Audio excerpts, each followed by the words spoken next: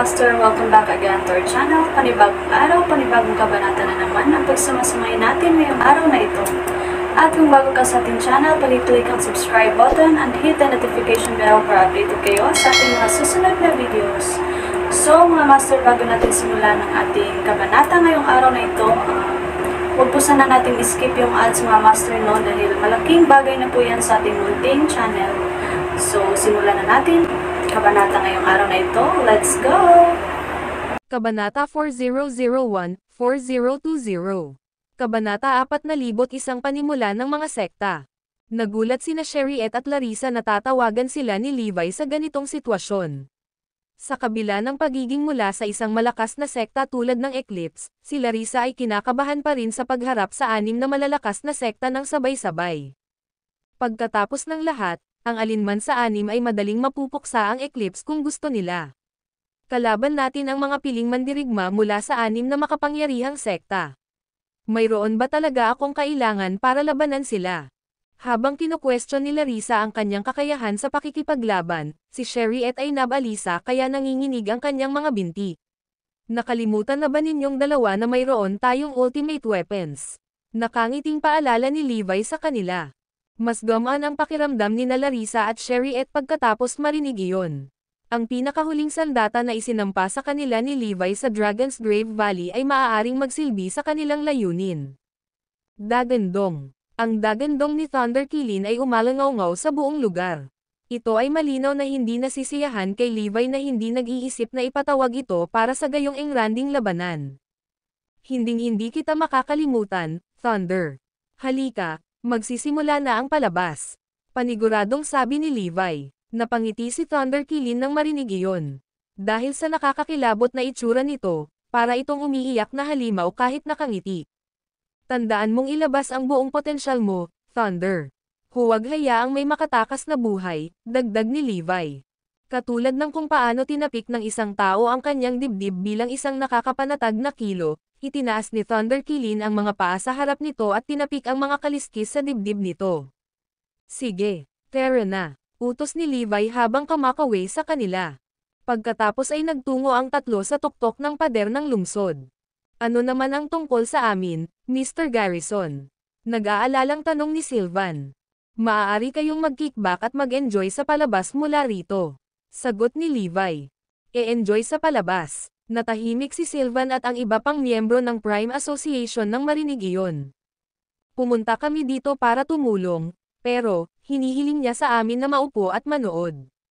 Ito ay dapat ang aming pinakamalaking misyon kailanman. Pagkatapos ay tumalon sina Levi, Larissa, Sherriette, at Thunder Kilin mula sa pader ng lungsod at nagsimulang maglakad patungo sa mga kampo ng Cordyrite Association.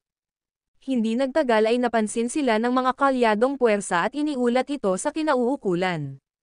Ibinibigay ang kanyang sarili sa atin sa isang pinggan na pilak. Siguradong matapang ang magnanakaw na ito. Nagulat ako na ang lakas ng loob nilang salakayin tayo ng 3 tao lang. Dapat talagang minamaliit nila tayo, ha? Kung ganoon, dapat natin siyang turuan ng leksyon tungkol sa pagpapakumbaba. Lahat, makipaglaban sa kalaban. Ang mga sundalo mula sa kalyadong puwersa ng Cordyrite Association ay lumabas sa kanilang mga kampo at hinintay na makalapit ang grupo ni Levi. Whoosh! Isang malakas na hangin ang umihip sa larangan ng digmaan at nagdulot ng sandstorm sa lugar. Gayunpaman, nawala ang sandstorm nang malapit na ito sa posisyon ni Levi. Bastos kang tulisan. Ako, isang elder ng Ink Flame Court, ang magiging kalaban mo. Sabi ng isang matandang may puting buhok sa malamig na boses habang sumusugod sa harapan ng formation. Pagkatapos ay gumawa siya ng 3 kulay na apoy sa magkabilang palad niya. Napakainit ng apoy na tila ba na-distort ang espasyo sa kanilang paligid. Ako, ang ikatlong pinuno ng Battle Tiger Tribe, ay nais ding sumali sa laban. The next thing they know, tumakbo rin papunta sa frontline ang isang matipunong lalaki. Ang lakas ng pagsabog sa loob ng kanyang napakalaking kalamnan ay umaagos palabas sa kanyang katawan habang siya ay naghahanda para sa labanan. Ang mahinang tunog ng dagandong ng tigre ay umalangaw-ngaw sa lugar habang ikinakaway niya ang kanyang mga braso. Ako ang Deputy Master ng Titanes Order. Payagan akong lumahok sa labanang ito. Sabi ng isang tao sa mapang akit na boses. Dahil ang taong ito ay may balingkinitang figure at nakasuot ng itim na belo, walang makakapagtukoy ng kasarian at pagkakakilanlan ng tao. Dalawang makulimlim na after images ang tila nakatayo sa tabi ng taong iyon, na nagbibigay ng kilabot sa lahat.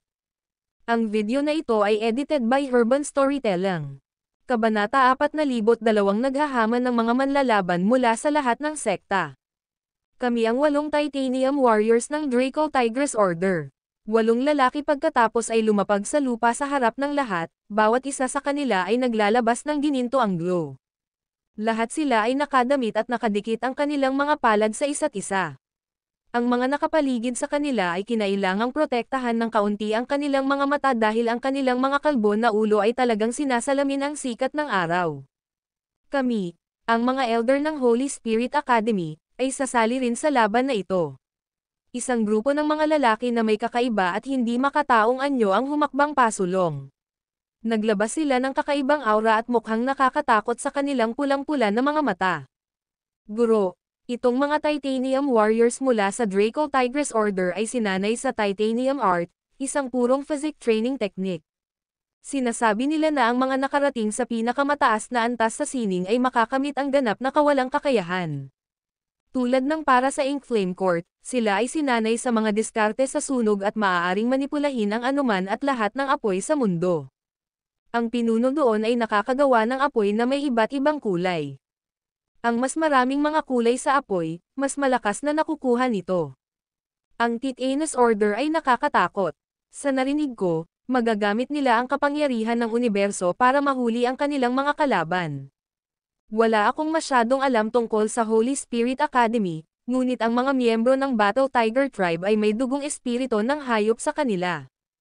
Ang dugo ng espiritu ng hayop ay magi gising kapag umabot sila sa isang tiyak na edad, na magbibigay sa kanila ng malaking tulong sa kakayahan sa pakikipaglaban. Ang alam ko lang tungkol sa Divine Blade Sect ay nakatuon ang kanilang pagsasanay sa swordsmanship. Kumbaga, naperpekto na ng kanilang amo ang kanyang craft. Maswerte kami na wala siya ngayon, o baka malagay kami sa masamang panahon, paliwanag ni Larissa kay Levi habang patuloy sila sa paglalakad. Hindi napigilan ni Sherriette na mainggit kay Larissa. Dahil wala siyang gaanong alam tungkol sa mga bagay na ito, hindi siya nakapagbigay ng anumang kapakipakinabang na impormasyon sa mga ganitong sitwasyon.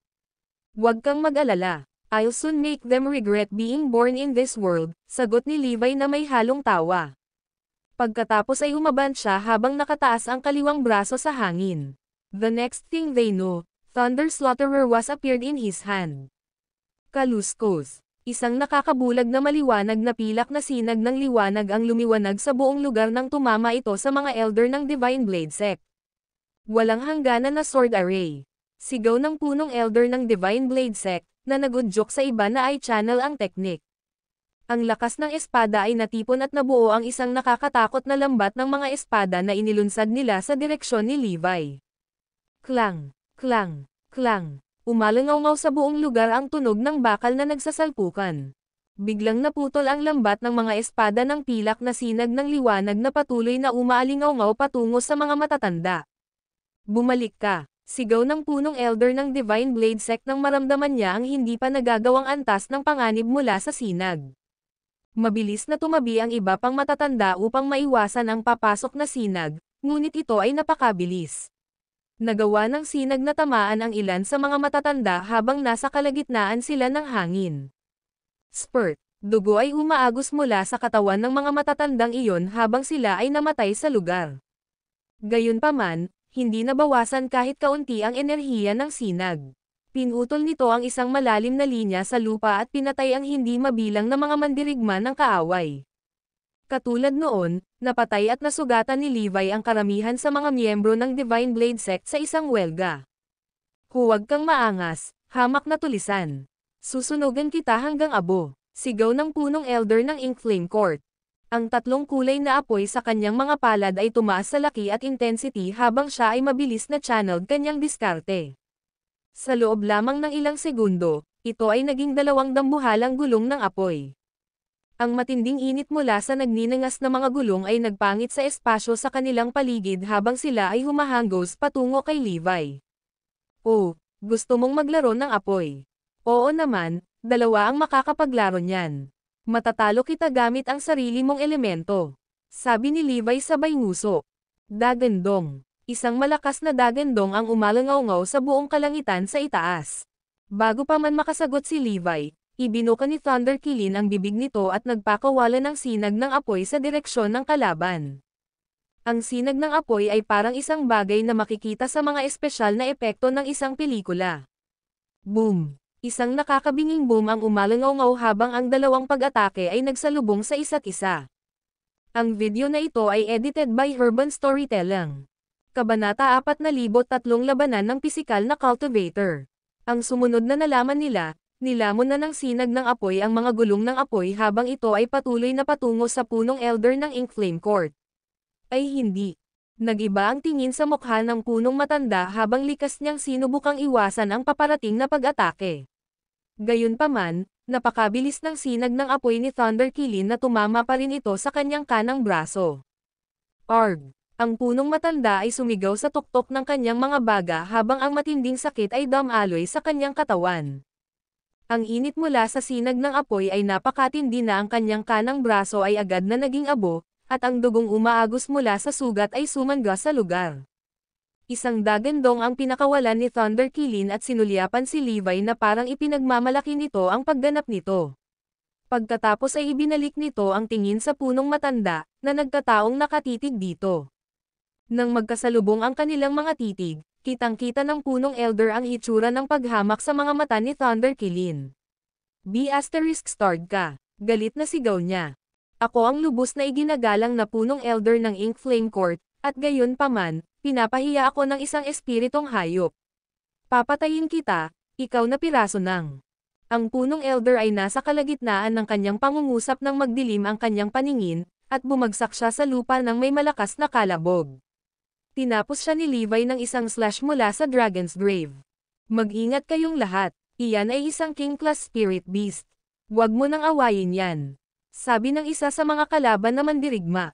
Sa pag-aakalang mas madaling target sina Larissa at Sherriette, nagpa siya ang karamihan sa mga kalyadong puwersa na ituon ang kanilang mga pag-atake sa dalawang iyon sa halip. Siyempre, isa na namang malaking pagkakamali iyon na ginawa nila.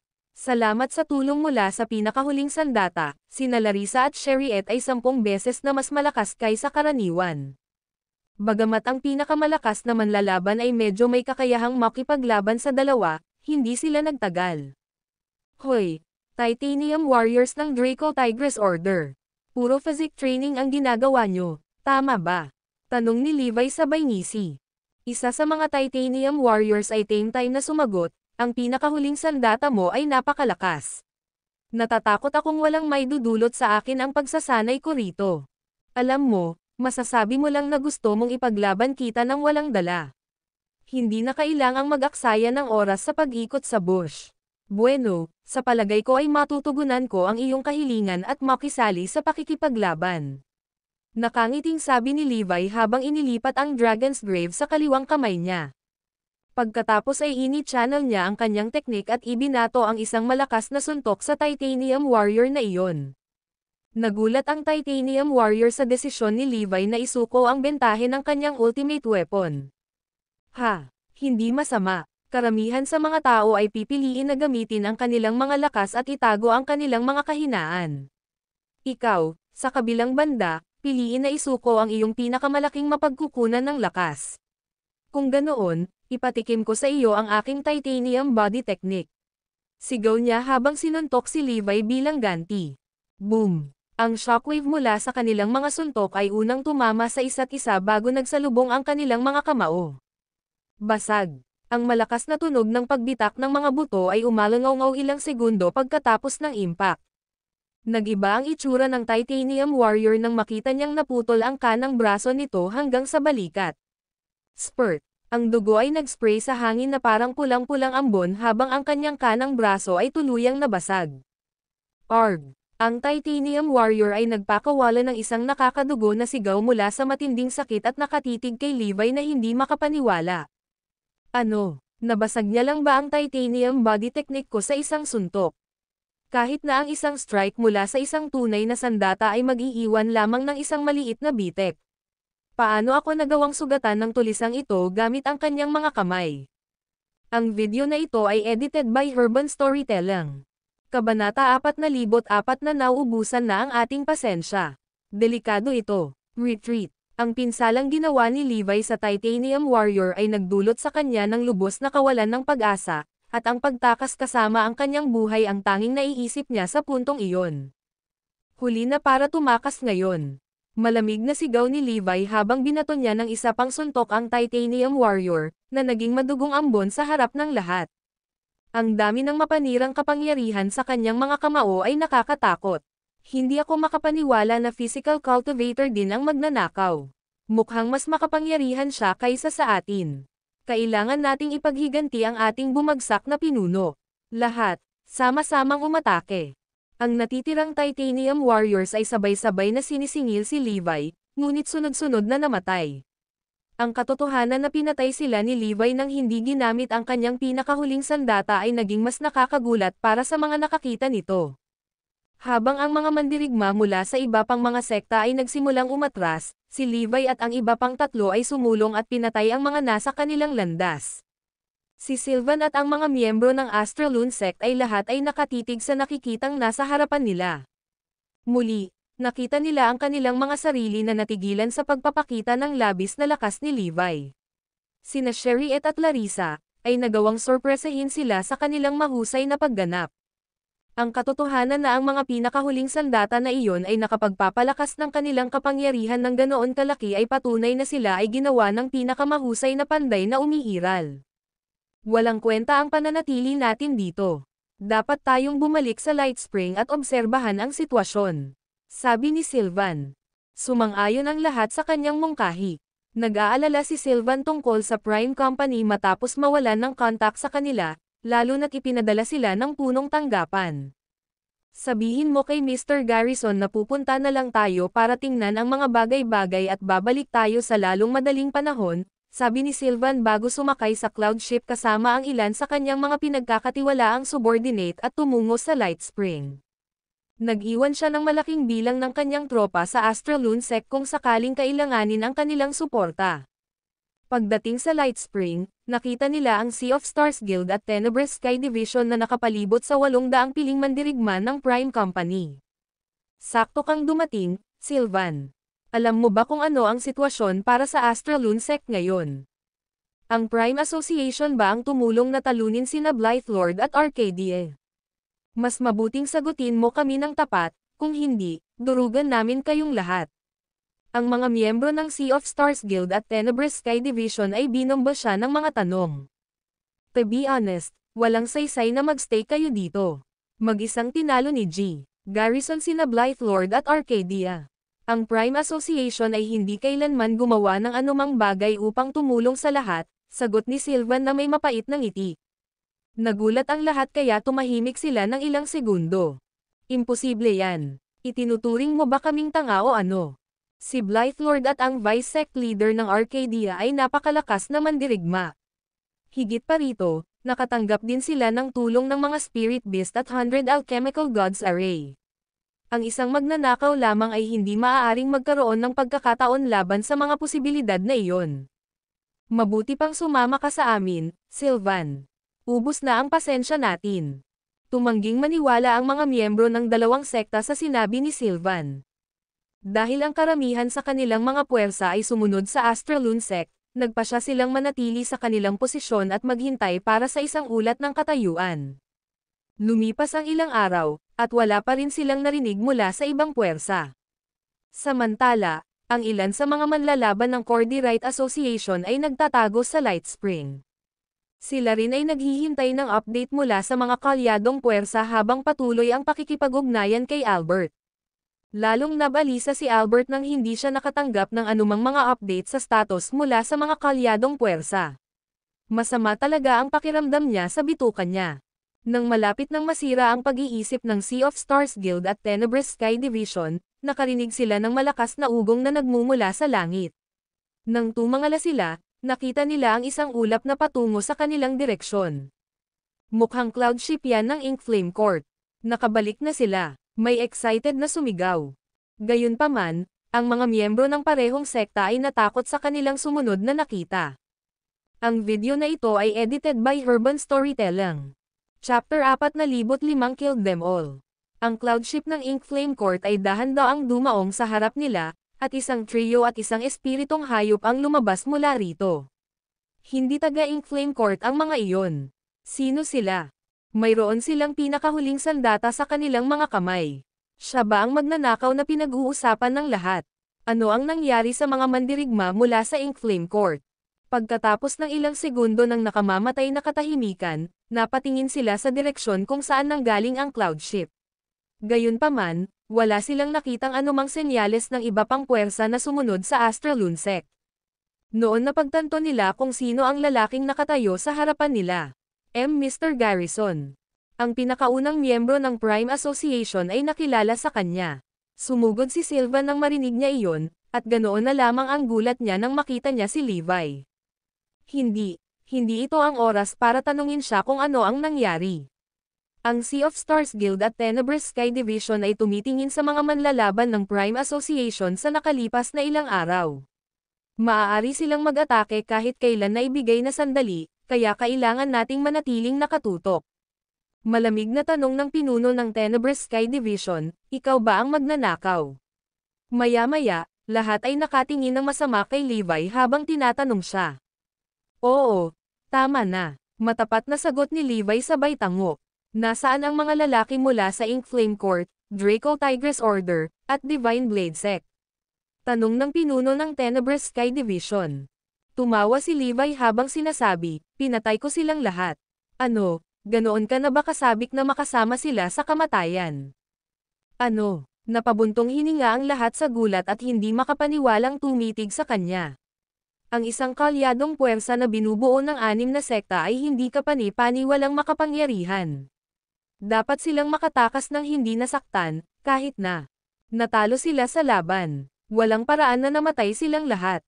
Oo, siguradong nambobola ang lalaking ito. I bet tumakbo siya dito dahil alam niyang hindi niya sila matatalo. Ano sa palagay nila ang maaari nilang makamit sa kanilang 3 lamang? Sa pag-aakalang nagsisinungaling lang si Levi tungkol sa pagpatay sa iba pang puwersa, bigla silang nagtawanan. Habang nasaksihan ni Sylvan ang kapangyarihan ni Levi gamit ang sarili niyang mga mata, alam niyang hindi man lang nambobola si Levi. Ang 3 iyon ay nagawang makatay ng malaking bahagi ng mga kalyadong puwersa sa loob lamang ng ilang minuto. Pumunta lang ako dito dahil alam kong wala tayong dapat ipag-alala. Sa kabila ng pag-alam ng katotohanan, ang pahayag ni Levi ay nagdulot pa rin ng panginginig sa mga gulugad ni Sylvan at ng kanyang mga nasasakupan. Ang mga kalyadong puwersa ay binubuo ng 6 na pinakamakapangyarihang sekta. Hindi ako makapaniwalang napatay silang lahat ni Levi sa napakalaking panahon. Bulalas ni Sylvan. Kung hindi niya nasaksihan ang pagkilos ni Levi, malamang ay hindi rin siya maniniwala sa kanya. Wala akong pakialam na patayin din kayo kung iyon ang gusto ninyong lahat.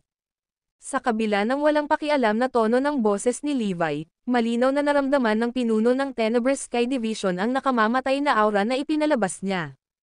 Bastos kang tanga. Naisip mo ba talaga na pushover ang Tenebrous Sky Division? Galit na galit niyang sigaw. Sa pag-aakalang si Levi ay natakot nang umiling siya, ang pinuno ng Tenebrous Sky Division ay napangiti. Gayunpaman, napawi ang ngiti niya nang marinig ang sumunod na sinabi ni Levi. Nako! Ngunit ang aking mga sandata ay talagang makakapagpabagsak sa iyong mga sundalo na parang mga domino. Kinawian pa niya ang Dragon's Grave and Thunder Slaughterer sa ere na may nakakainis na ngiti sa kanyang mukha. Sa galit, ang mga miyembro ng Tenebrous Sky Division ay walang gustong patayin si Levi. May death wish ka, she asterisk tika. Ang mga pinuno ng Sea of Stars Guild at Tenebrous Sky Division, gayunpaman, ay may mga seryosong ekspresyon sa kanilang mga mukha. Sa katunayan, pinag-iisipan pa nilang umatras habang kinikilala nila ang pinakahuling sandata sa mga kamay ni Levi. Iyan ay mga premium ultimate weapons na hawak niya. Ang pakikipaglaban sa kanya ay tiyak na magre-resulta sa mabigat na casualty. Napatay mo ang 17 sa aking peak class fighters, kaya dapat mong bayaran ito ng iyong buhay. Ang video na ito ay edited by Urban Storytelling. Kabanata 4,006 na Talk It Out. Sa sandaling ang dalawang leader ng sekta ay nagpaplanong umatras, isang ethereal na boses ang nakakuha ng atensyon ng lahat. Isang maputi ang buhok na matandang humakbang at galit na tumingin kay Levi. Ako ang punong elder ng Cordyrite Association. Ngayon, babayaran kita sa ginawa mo. Patuloy ng matanda na may matalim na tingin sa mga mata. Ang mga elder ng sangay ng Cordyrite Association sa Willowbank, na pinatay ni Levi sa Dragon's Grave Valley, ay kanyang mga juniors. Dahil malapit talaga sa kanila ang punong matanda, nagalit siya nang malaman niya ang tungkol sa kanilang pagkamatay at humingi ng pahintulot na pumunta para patayin si Levi mismo. Mayroon kaming 10,000 lalaki mula sa Tenebrous Sky Division, 1 toneladang mandirigma mula sa Sea of Stars Guild, at mga elder ng Cordyrite Association na dinala ko. Walang dahilan para matakot tayo sa mga taong ito, sabi ng punong elder ng Cordyrite Association. Ang mga salitang iyon ay hindi kapani-paniwalang epektibo sa pag-impluwensya sa mga miyembro ng Tenebrous Sky Division at Sea of Stars Guild. Mas gugustuhin ng Tenebrous Sky Division na mamatay sa labanan kaysa umatras na parang duwag. Mayroon kaming isang malakas na pormasayon ng militar at mahusay na diskarte, kaya ang pagpatay sa kanya ay dapat na isang piraso ng cake. Lalaban din ang Sea of Stars Guild kasama ng Cordyrite Association. Dahil sa galit ng mayabang na ugali ni Levi, nagpa siya ang lahat na makipagtambalan at ibaba siya. Kunin mo siya. Sabay-sabay tayong lumusab at patayin siya. Iligtas mo ang dalawang babaeng iyon para sa akin. Saktong paglabas nilang lahat ng kanilang mga sandata kay Levi, nagpakawala si Thunder Killin ng galit na galit. Dagandong. Galit na hindi nila pinansin ang pagkakaroon nito. Tumanggaw si Levi at nakangiting sinabi, sige, kung ganoon. Gawin natin ito. Dahil ang mga utos ng Prime Company ay protektahan si Levi sa lahat ng mga gastos, lahat ng 800 mandirigma nito ay nanindigan habang naglalabas sila ng nakakatakot na aura. Ang tensyon ay tumindi habang ang isang malaking labanan ay malapit ng maganap. Maghintay, sigaw ni Sylvan bigla. Dahil nasaksihan niya ang kapangyarihan ng mga pinakahuling sandata ni Levi, alam niyang ang malaking labanang tulad nito ay haantong sa pag-level ng lahat ng Light Spring. Anong ginagawa mo? Malamig na tanong ng pinuno ng Tenebrous Sky Division. Sa tingin ko, mas mabuti kung pag-usapan natin ito sa halip. Wala kayong ideya kung ano ang kaya ni Mr. Garrison. Pinatay niya si Blythelord sa pamamagitan ng pagsaksak sa kanya ng isang beses gamit ang premium ultimate weapon niya. Sinira rin niya ang ultimate weapon ni Arcadia gamit nito. Maaari nating talakayin ang kabayaran para sa mga pagkalugi na dinanas ng Cordyrite Association. Bakit lalaban hanggang kamatayan habang pinagtatawanan ng ibang pangkat ng kalaban ang katangahan mo? Kahit na baliwalain natin kung gaano kalaki ang kapangyarihan ni Mr. Garrison sa kanyang sarili, ang Prime Association ay inutusan din na ipagtanggol siya sa lahat ng paraan. Ibig sabihin, lalaban din kayo sa lahat ng 800 elite na manlalaban ng Prime Company. Sigurado ka bang gusto mong ituloy ito? Biglang tumahimik ang punong elder ng Cordyrite Association, na nagmatigas na patayin si Levi kanina. Kung totoo ang sinabi ni Sylvan tungkol sa pag-utos ng Prime Company na ipagtanggol ang magnanakaw, kung gayon ang Cordyrite Association ay magtataglay ng mabibigat na casualty kahit na nagawa nating talunin sila. Higit pa rito, kailangan pa nating harapin ang isang napakalakas na tulisan. Kung hamin na ang Cordyrite Association, tiyak na sasalakayin tayo ng ating mga kaaway at sakupin ang ating sekta. At saka, nagawang talunin ng magnanakaw sina Blythelord at Arcadia. Sa tulong ng mga mandirigma ng Prime Association. Ngayong kailangan nating harapin ang isa pang 800 mandirigma mula sa Prime Company, nagsisimula na akong magduda sa ating mga pagkakataong manalo. Nang mapansin na ang mga manlalaban mula sa Tenebrous Sky Division at Sea of Stars Guild ay nagsisimula ng mag-alinlangan, lumingon si Sylvan kay Levi at sinabing, Mr. Garrison, magiging mabait ka ba para hindi mo sila labanan dito sa Light Spring? Magalang at magalang ang tono niya dahil alam niyang si Levi ang may hawak ng lahat ng card dito. Ang Light Spring ay tiyak na mabahira ng pula kung magdesisyon si Mr. Garrison na labanan sila. Ang video na ito ay edited by Herban Storytelling. Kabanata 4,007 to Live No Loose Ends. Alam ni Levi ang pag-aalala ni Sylvan. Napakalakas ng Dragon's Grave at Thunder Slaughterer. Kung sila ay magsisimulang lumaban, ang Light Spring ay tiyak na mawawasak. Higit pa rito, ang Light Spring ang batayan ng Prime Association at lahat ng bagay ni Sylvan. Natural, ayaw ng lalaki na makita itong nawasak. Sige, kung ganoon, hindi ko ipipilit ang laban na ito, Mr. Weber, sabi ni Levi pagkatapos ng sandaling katahimikan. Kahit na hindi gaanong nakatulong ang Prime Association sa labanan, may utang pa rin siyang pabor sa kanila dahil sa pagiging panig niya sa simula pa lang. Bukod dito, ang Prime Association ay magiging isang magandang pagpipilian para sa isang partnership pagkatapos na patatagin ni Levi ang kanyang posisyon sa Kenfort. Kaya naman, pinili ni Levi na sumang-ayon sa kahilingan ni Sylvan. Matapos matanggap ang sagot na inaasahan niya, nakahinga ng maluwag si Sylvan. Ano sa tingin mo ang iba? Nilinggan ni Sylvan ang mga tao ng Cordyrite Association. Ang ekspresyon ng punong elder ng Cordyrite Association ay lumilipat mula sa madilim tungo sa ruminative. Malinaw na nag-aaway pa rin siya tungkol sa kung anong pagpipilian ang dapat niyang gawin. Gusto niyang lumaban, ngunit wala siyang natanggap na tugon mula sa mga taong namamahala sa Ink Flame Court, Draco Tigress Order, at iba pang mga sekta. Hindi kaya nasira na ang mga puwersang iyon. Sa sandaling lumitaw ang pag-iisip na iyon sa ulo ng punong matanda, huminga siya ng malalim. Dahil ikaw ang humihingi ng pabor, Mr. Weber, gagawin ko ang sinasabi mo sa ngayon. Basta malaman na hindi namin hahayaan ang bagay na ito ng madali. Mga lalaki, aalis na tayo, ang sabi ng punong elder ng Cordyrite Association. Matapos pag-isipan ang bagay na iyon, nagpasya siyang umatras sa ngayon. Pagkatapos, mabilis niyang ipinadala ang kanyang mga tauhan sa lokasyon ng Astralune Sect upang malaman ang higit pa tungkol sa sitwasyon. Kung talagang malipol ang ibang puwersa, kailangan niyang mag-isip ng ibang paraan para harapin ang sitwasyon. Ang padalos-dalos na pagsisimula ng isang laban ay maaaring mag-iwan sa kanya ng malaking pagkatalo. Aalis na kami. Nang lumabas na ang utos sa bibig ng punong elder, umatras ang Tripartite Alliance palabas ng Light Spring. Agad na nabawasan ang tensyon sa kapaligiran. Maging ang 800 mandirigma ng Prime Company ay nakahinga ng maluwag. Hindi nila alam kung ano ang antas ng cultivation ni Levi, ngunit nakalaban nila ang 10,000 miyembro ng Tenebrous Sky Division. Manalo man sila sa laban, marami sa kanila ang matatalo. Higit pa rito, ang mga mandirigma ng Sea of Stars Guild at ang punong tanggapan ng Cordyrite Association ay pupunta rin sa labanan.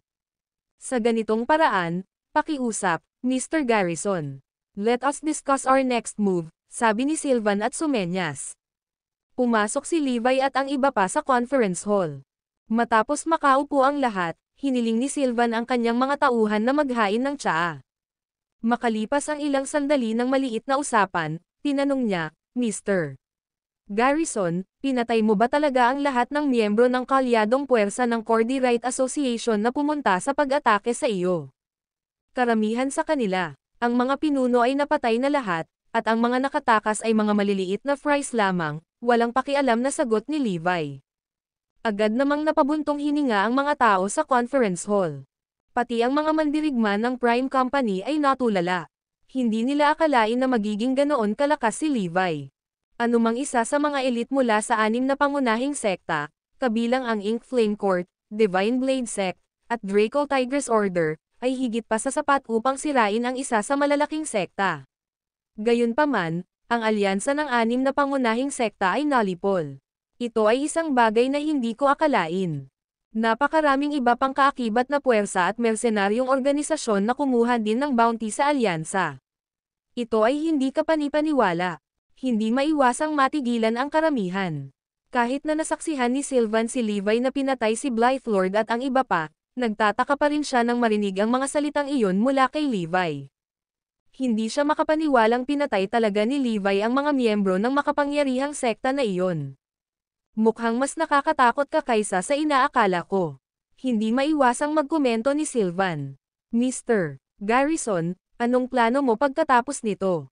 Dahil pinili ng Prime Association na maging panig ni Levi, ang mga plano ni Levi ay direktang makakaapekto sa kapalaran ng asosasyon. Malungkot na sinabi ni Levi, dalhin mo ako sa Willowbank. Sisiguraduhin kong walang matitirang loose ends. Ang video na ito ay edited by Urban Storytelling. Kabanata 4,008 Sa palagay mo nagbibiro ako.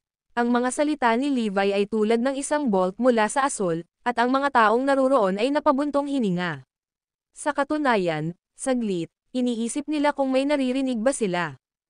Natural, marami sa bulwagan ang nag-iisip na si Levi ay nagwawala. Ang lakas ng loob na salita ng lalaking ito. Kakasabi lang ba niya na mag-isa siyang pupunta sa Willowbank? Iyan ang base ng pangalawang pinakamalaking kabanata ng Cordyrite Association. Paano magagawa ng isang tao ang anumang bagay sa isang lugar na mahigit 100 taon na? Sasabihin kong walang takot ang mangmang. Ang alyansa, kung ihahambing sa Willowbank, ay wala.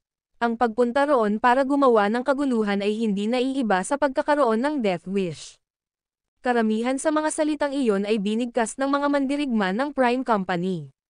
Maging si Sylvan at ilang iba pa na nakasaksi mismo sa katapangan ni Levi ay natakot sa kanilang mga talino sa kanyang deklarasyon. Mr. Garrison, hindi ka naman nagbibiro sa amin ha? Paos na tanong ni Sylvan. Ibinalik ni Levi ang tanong sa pagsasabing, sa tingin mo ba nagbibiro ako sa iyo? Ako. Nawalan ng masabi si Sylvan, dahil pakiramdam niya ay nagagalit si Levi. Gayunpaman, nadama niya na dapat niyang ilista ang mga kalamangan at kahinaan ng plano ni Levi, kahit na nangangahulugan ito ng galit kay Levi. Mr. Garrison, natatakot ako na hindi mo alam ang tungkol dito, ngunit ang Willowbank ay isang lugar na pinamamahalaan ng Cordyrite Association sa loob ng mahigit 100 taon. Ang mga koneksyon sa pagitan ng mga sekta at puwersa sa loob ng lungsod ay komplikado, at ang pagpasok sa lugar ay kasing delikado ng pagpasok sa kuweba ng oso. Ang mga sekta na nagpuntirya noon ng Astraloon Sect ay walang iba kundi mga langgam kumpara sa mga manlalaban sa Willowbank. Pinakamahalaga, ang Willowbank ay may sinaunang depensibong porma sayon na pinalakas ng hindi mabilang na mga manlalaban ng Cordyrite Association sa paglipas ng panahon. Katulad nito, ang Sea of Stars ay isang mabigat na pinatibay na rehiyon. Nag-set up ang Sea of Stars Guild ng maraming defensive at offensive formations doon sa tulong ng elemento ng tubig ng Sea of Stars. Sinabi ni Sylvan kay Levi ang lahat ng nalalaman niya sa pagtatangkang ipaalam kay Levi kung gaano kalubha ang sitwasyon. Hindi alintana kung gaano kalakas si Levi, ang Willowbank ang pangalawang kabanata ng Cordyrite Association. Higit pa rito, ang mga mandirigma ng Cordyrite Association's headquarters ay maaaring magtungo doon para sa backup anumang oras. Ang pagpunta sa Willowbank ng mag-isa ay walang iba kundi ang masamang kapalaran, baka mawalan pa ng buhay si Levi doon. Siyempre, alam din ni Sylvan na hindi papabayaan ng Cordyrite Association ang bagay na ito ng ganoon kadali. Kung sasalakayin ni Levi ang Willowbank, iyon ay kapareho ng pagdaragdag ng panggatong sa apoy. Ang Cordyrite Association ay tiyak na maghihiganti sa kanila ng masigla. Kahit na makaalis si Levi sa labanan ng hindi nasaktan, gagawin pa rin niyang mga kaaway ang mga sekta sa Willowbank.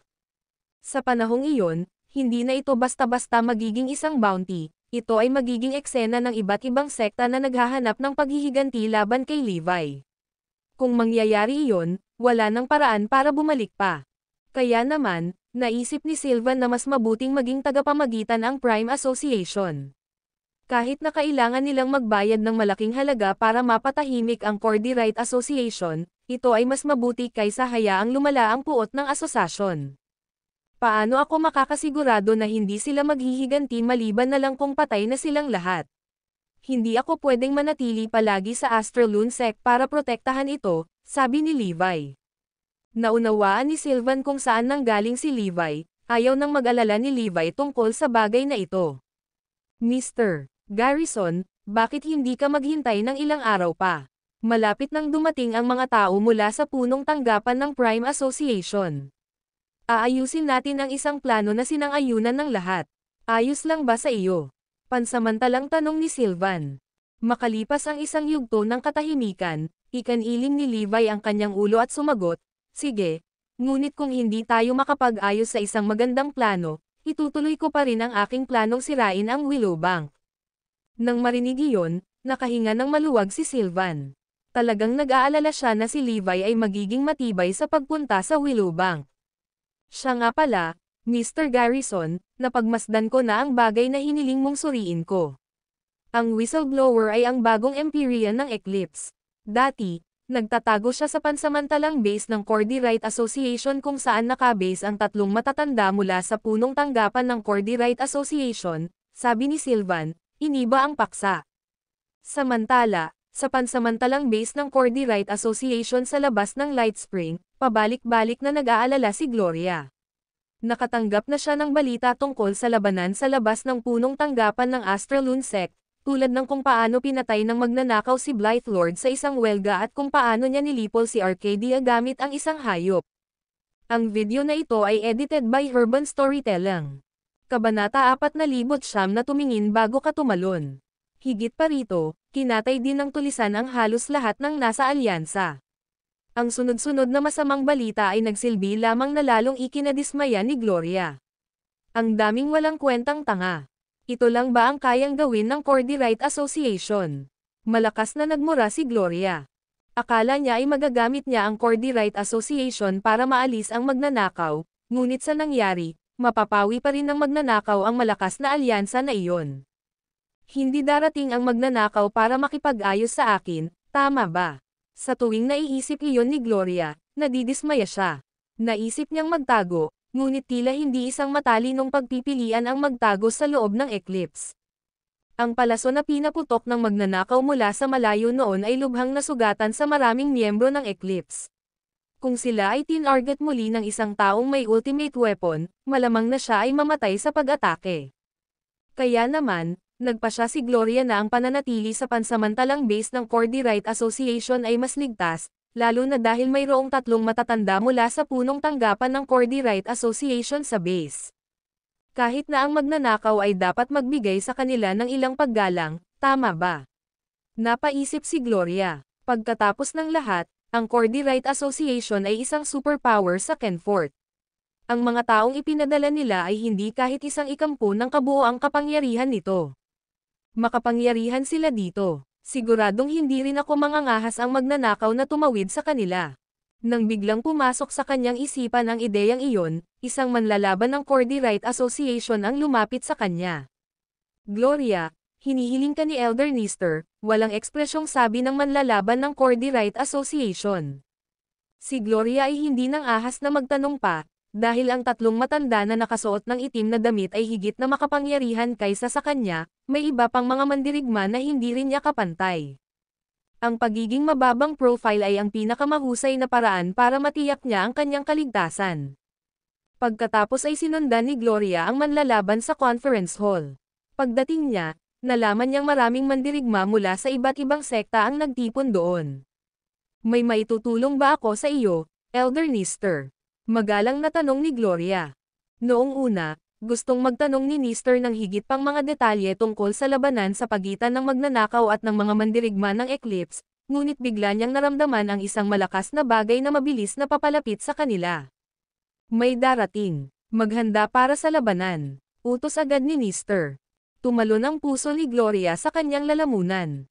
Ang una niyang naisip ay dumating ang magnanakaw, at ang lahat ng kulay ay natuyo sa kanyang mukha sa oras na iyon. Pagkatapos, tumakbo palabas ng conference hall sina Nister, Crow, at Banwa. Mabilis namang sumunod ang iba at inilabas ang kanilang mga sandata habang malungkot na tumingin sa labas. Pumalakpak, isang nakakabinging tunog ang dumagundong sa hangin, at sa sumunod na segundo, isang figure ang bumaba mula sa langit. Nakilala kaagad ni Nister ang mga figure, at medyo nagtanong, bakit ka nandito? Ang paraan ni Sylvan kanina ay ikinairita na ni Nister. Gayunpaman, pinigilan niya ang sarili dahil hindi niya alam kung gaano kalakas si Levi. Sa ngayon, naiisip niya lang na lumalagpas sa linya si Levi sa pagpunta dito. Nakangiting sinabi ni Levi, nandito ako para sa isang tao. WHO. Naiinip na sambit ni Nister. Sa halip na sagutin siya, iniskan ni Levi ang lugar at hindi nalaman ay natuklasan niya si Gloria. Habang itinuturo niya si Gloria, na nagtatago sa karamihan, ngumiti siya at sinabing, siya. Mabilis na napagtanto ni Nister at ng iba pa ang nangyayari. Si Gloria kasi ang nagsiwalat sa kinaroroonan ng magnanakaw. May balak ba siyang i-settle ang score sa kanya? Totoong sinabi ni Gloria sa iba ang lokasyon mo, pero huwag kang maglakas loob na tumawid sa linya. Tandaan mo nasa teritoryo ka namin. Nanunuya si Nister, mabuti pang tumingin ka muna bago ka tumalon. Tama ka, mataimtim na sambit ni Levi. Doon, naisip ni Nister na natulala si Levi sa kanyang pagsalakay. Nang malapit na siyang maglabas ng ilang masasamang salita para iligtas ang kanyang reputasyon, walang awang pinutol siya ni Levi sa pamamagitan ng pagsabi ng nakangiti, "Tumingin ako, at ikaw lang pala, kaya lulandag na ako." Nang marinig iyon, napilitang lunukan ni Nister ang mga salitang nasa dulo ng kanyang dila, at napakunot ang kanyang mukha. Huwag lumampas sa linya. Hindi ito lugar para sa iyo na gawin ang iyong pagsusumamo. Ang video na ito ay edited by Urban Storytelling. Kabanata 4,010 sampal para kay Gloria. Bago matapos ang pangungusap ng isa sa mga manlalaban ng Cordy Right Association, isang flash ang lumitaw sa harap ng kanyang mga mata. Pagkatapos, isang alon ng enerhiya ng espada ang sumugod sa manlalaban, na hindi nakaiwas sa oras na napagtanto niya ito. Whoosh! Bumulwak ang dugo, at ang manlalaban mula sa punong tanggapan ng Cordy Right Association ay bumagsak sa lupa, patay. What a chatterbox, inis na sambit ni Levi. Kung hindi mo makontrol ang iyong mga bibig, ipapadala kita kaagad sa iyong kamatayan. Ang mga nagyayelong salita ni Levi na umusbong sa pandinig ng lahat at nagdulot ng panginginig sa kanilang mga gulugod. Nagulat si Nister at ang iba pa. Hindi nila akalain na maglalakas loob si Levi na pumatay ng tao sa kanilang teritoryo. Ito ay kabalbalan. Ngunit ang magnanakaw ay may karapatan na maging mayabang. Maaaring hindi ko rin naiwasan ng perpekto ang naunang pag-atake. Iyon ay isang kaisipang ibinahagi ng mga mandirigma sa lugar, at nagsisimula silang mapagtanto ang panganib na kanilang kinaroroonan.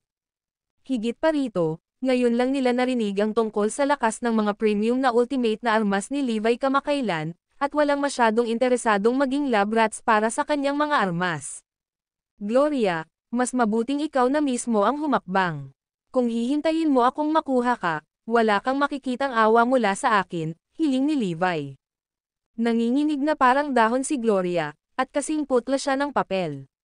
Gayunpaman, hindi siya nang ahas na sumalungat sa mga salita ni Levi. Damang-dama niya ang layuning pumatay sa huling bahagi ng mga salita nito. Lumingon si Gloria upang magbigay ng nagsusumamong tingin sa mga manlalaban ng Cordy Right Association, ngunit lahat sila ay tumabi para magbukas ng landas, na inilantad siya kay Levi. Sa kabila ng matinding galit na nag-aalab sa kanila, walang sino man sa mga mandirigma ang nang-ahas na tumawid kay Levi dahil sa takot na tuluyang mamatay. Naiwan na walang pagpipilian, pinatibay ni Gloria ang sarili at humakbang pasulong na parang napuno ng tingga ang kanyang mga binti.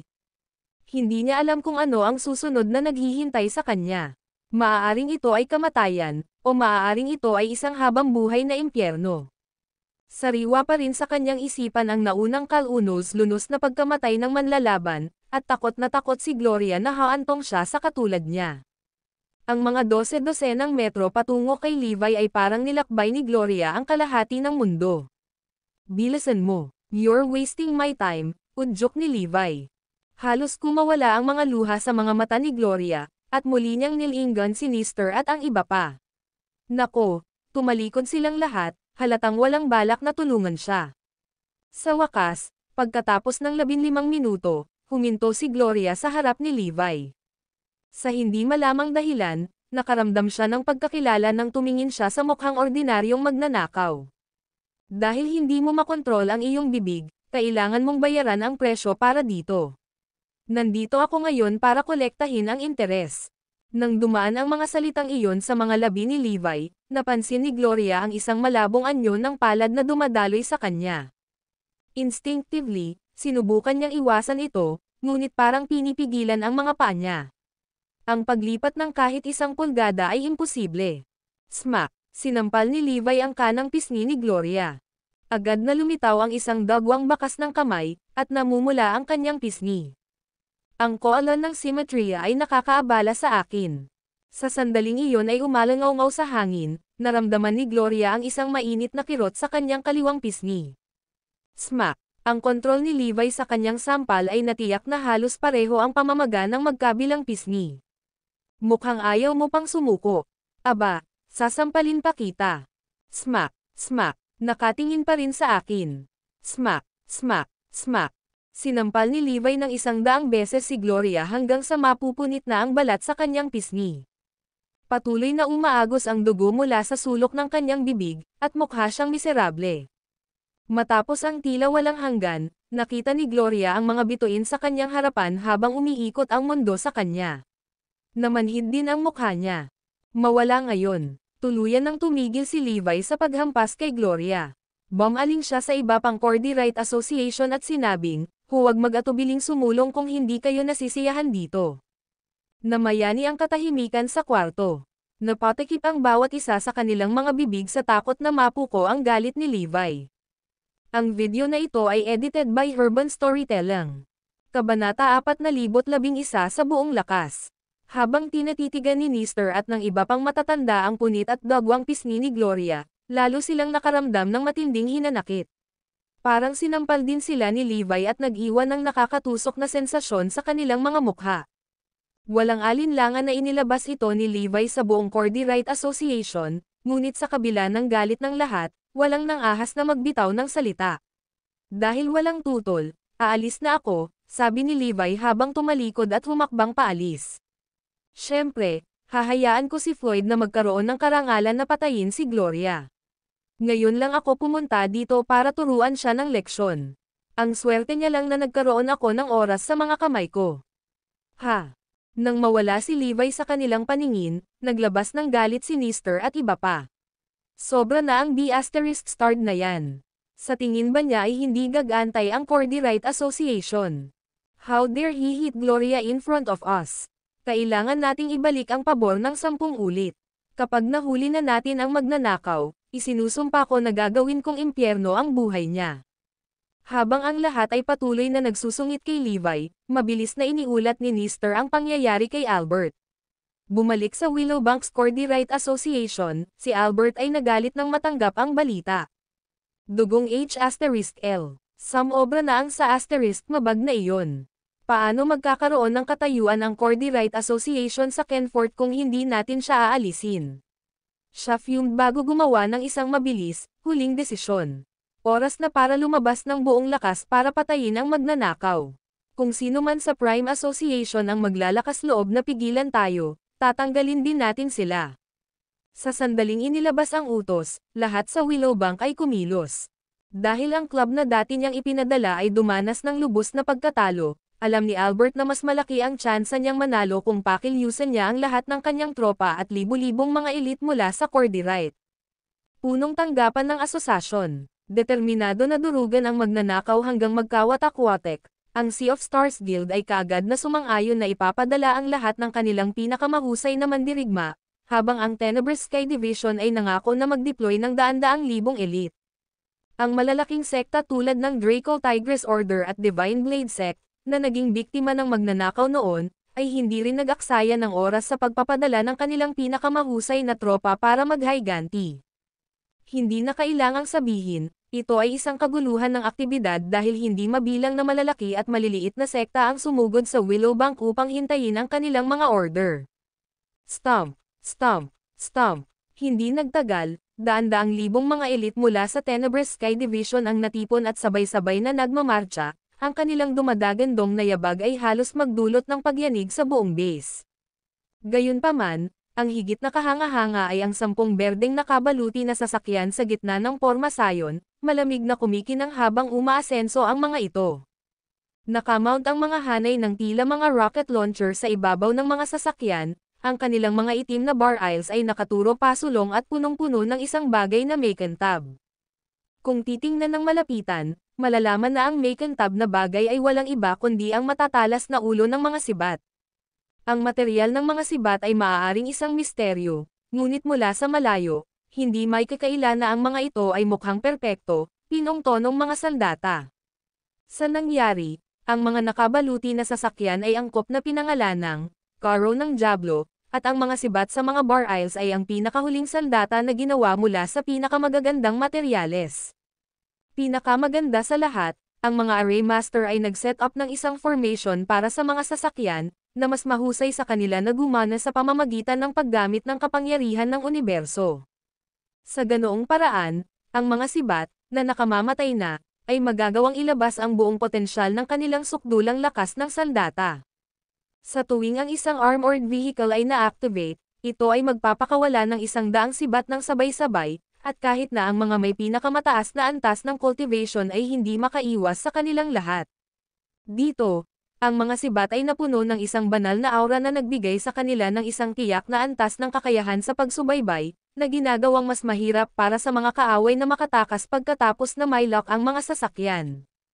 Hindi nakakagulat, ang 10 armored vehicle ay ang pinakapinananatiling banal na tool ng Tenebrous Sky Division, at inilabas silang lahat ng sekta upang harapin ang magnanakaw.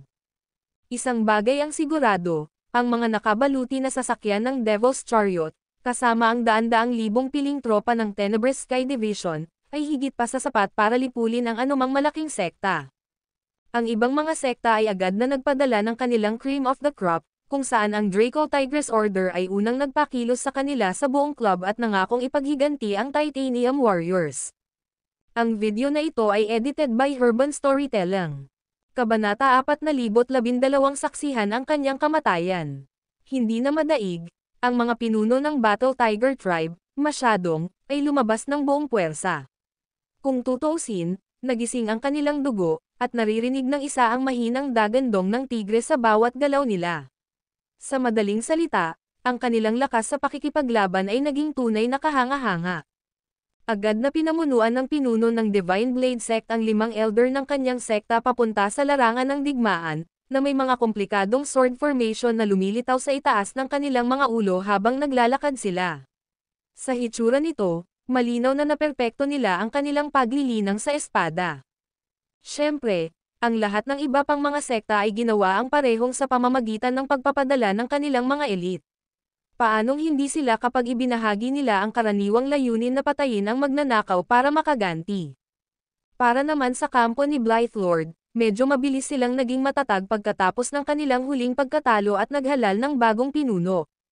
Ang bagong Blythelord ay kasing husay din sa pagkontrol sa mga hayop, kaya hindi nagtagal para sa kanya na magsama-sama ng isang mabigat na hukbo ng libu-libong espiritong hayop, 10 nito ay malapit nang makamit ang klase ng hari. Tulad ng isang hukbo ng mahusay na sinanay ng mga sundalo, mabilis silang nagtipon sa isang line formation at naghintay ng kanilang mga utos. Samantala, tumayo si Albert sa cloud ship at sinuri ang daan-daang sekta na nakatipon sa ibaba. Ang mga watawat ng labanan ay lumipad ng mataas habang ang mga tropa ay nakatayong matatag at mapagmataas.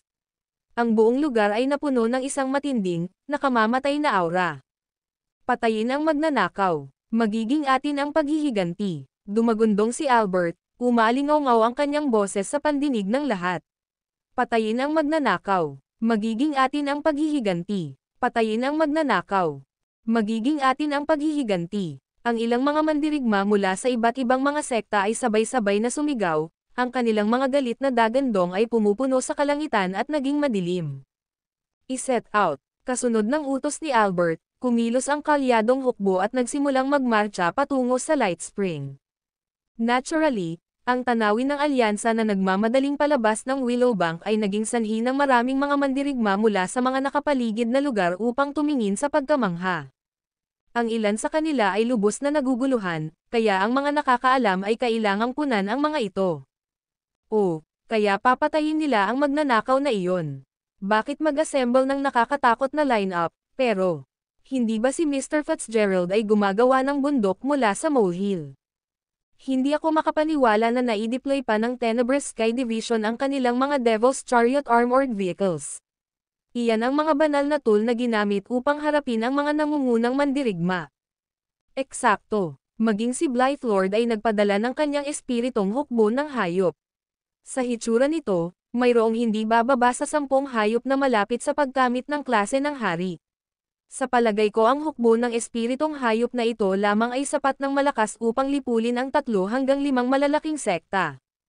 Tingnan mo, yan ang mga mandirigma mula sa Divine Blade Sect, di ba?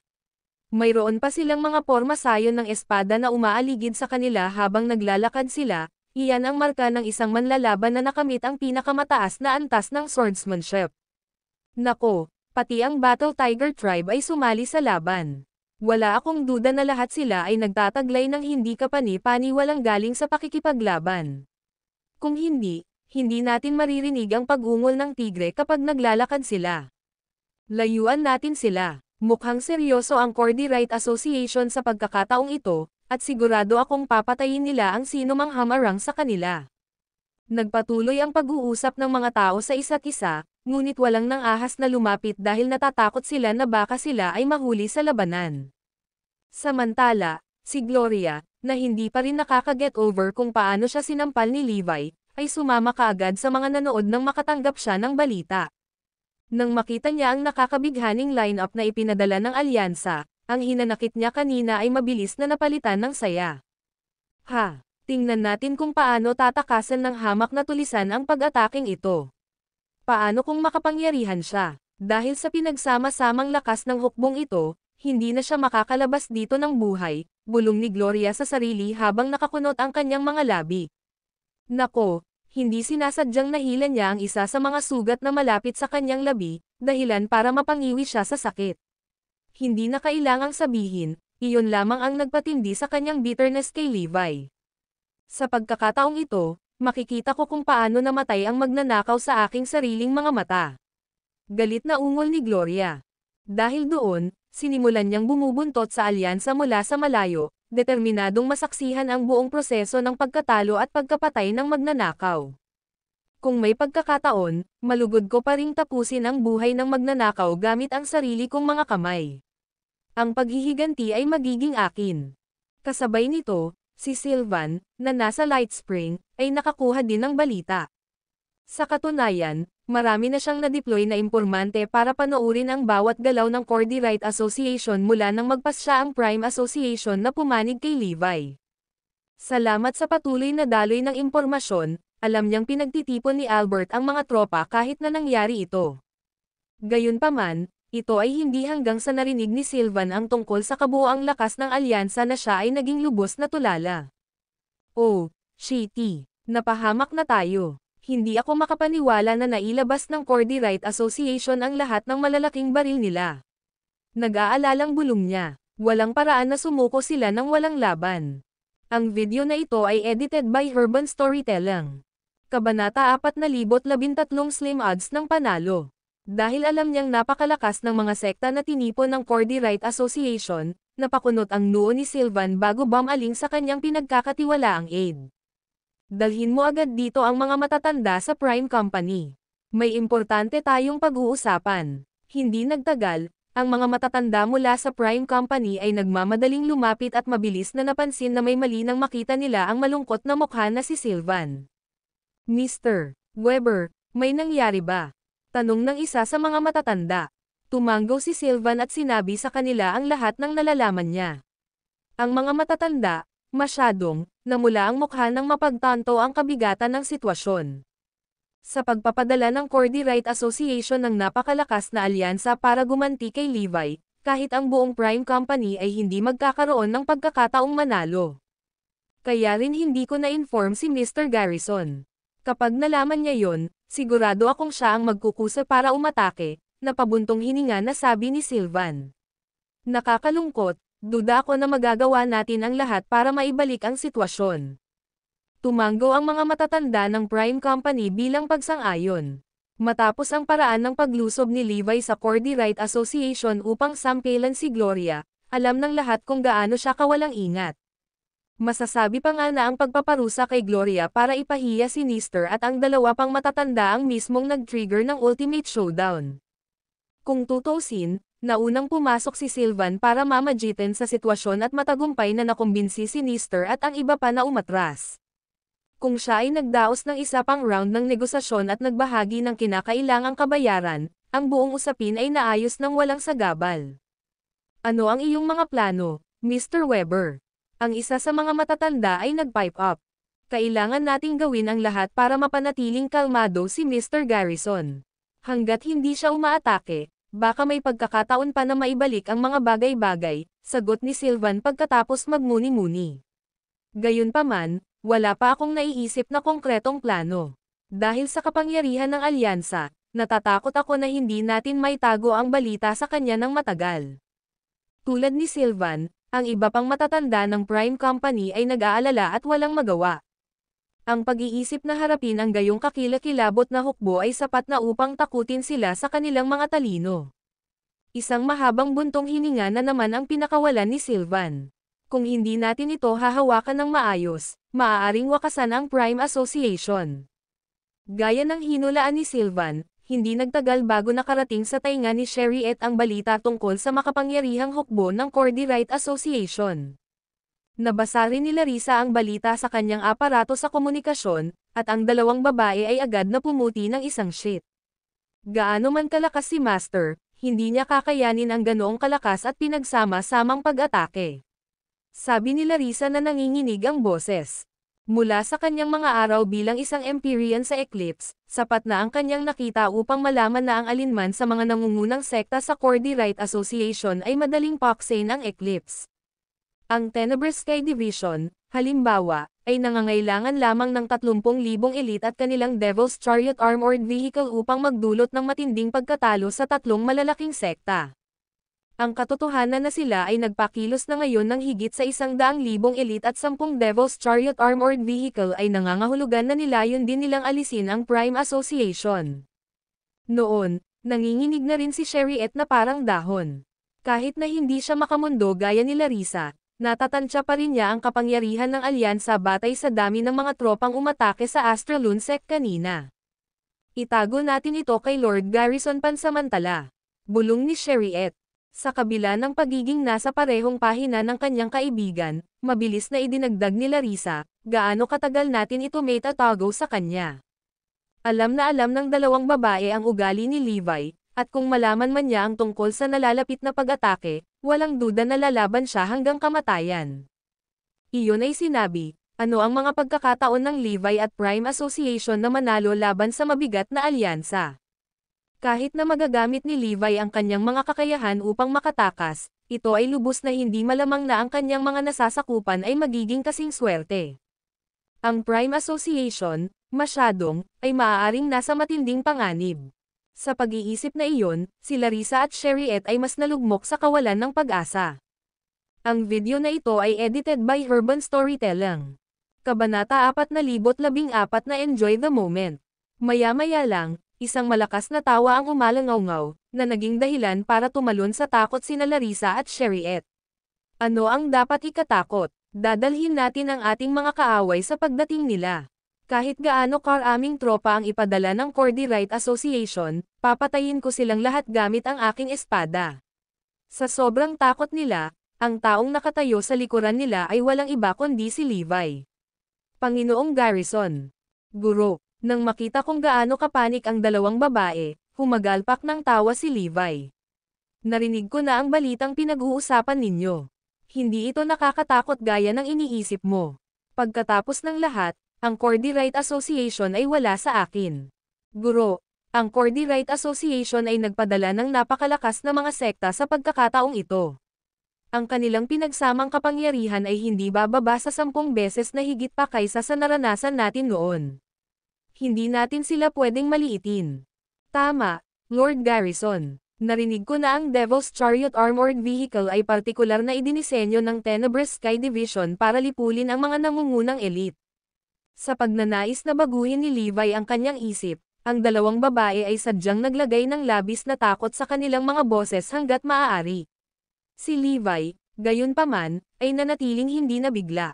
Ang galing. Mayroon pa akong 6 na premium ultimate weapons na susubukan pa. Well, ang mas tumpak na figure ay 46 na premium ultimate weapons, ngunit sa tingin ko ang unang 10 armas na napik ko ay dapat na ang tanging nauuri bilang mga banal na tool. Sa sobrang kumpiyansa ni Levi, hindi alam ni Larissa at Sherriette kung paano pa nila siya makukumbansi. Sa kasamaang palad, ang kumpiyansa na iyon ay hindi naglaho sa kanila, at nanatili silang pesimistiko tungkol sa nalalapit na labanan. At muli, paanong hindi sila? Ito ay sapat na masama upang maging matindi ang bilang, ngunit ito ay mas masahol pa kapag ang kalaban ay may mga elite na pinakamahusay sa pinakamahusay. Sa makatuwid, ang isang makapangyarihang tao tulad ni Levi ay hindi kinakailangang magkaroon ng huling tawa, alinman. Magtago kayo kung natatakot kayo.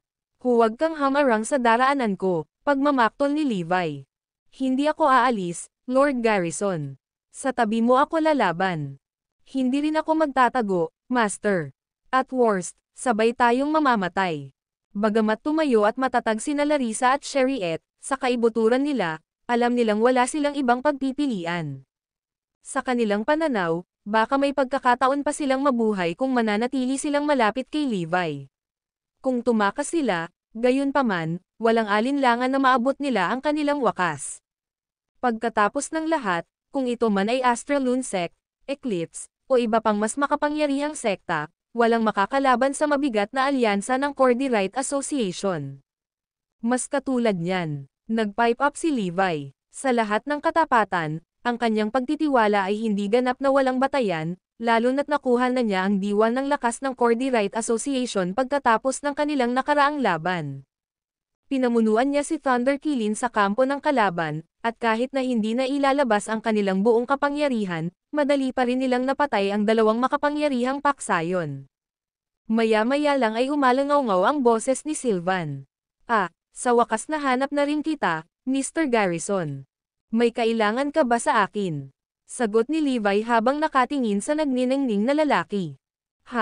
Kakaiba iyon. Logically speaking, dapat ay narinig na ng Prime Association ang tungkol sa paparating na pag-atake mula sa Cordyrite Association. Kung ganoon, bakit parang relax pa rin siya? Hindi, wala lang.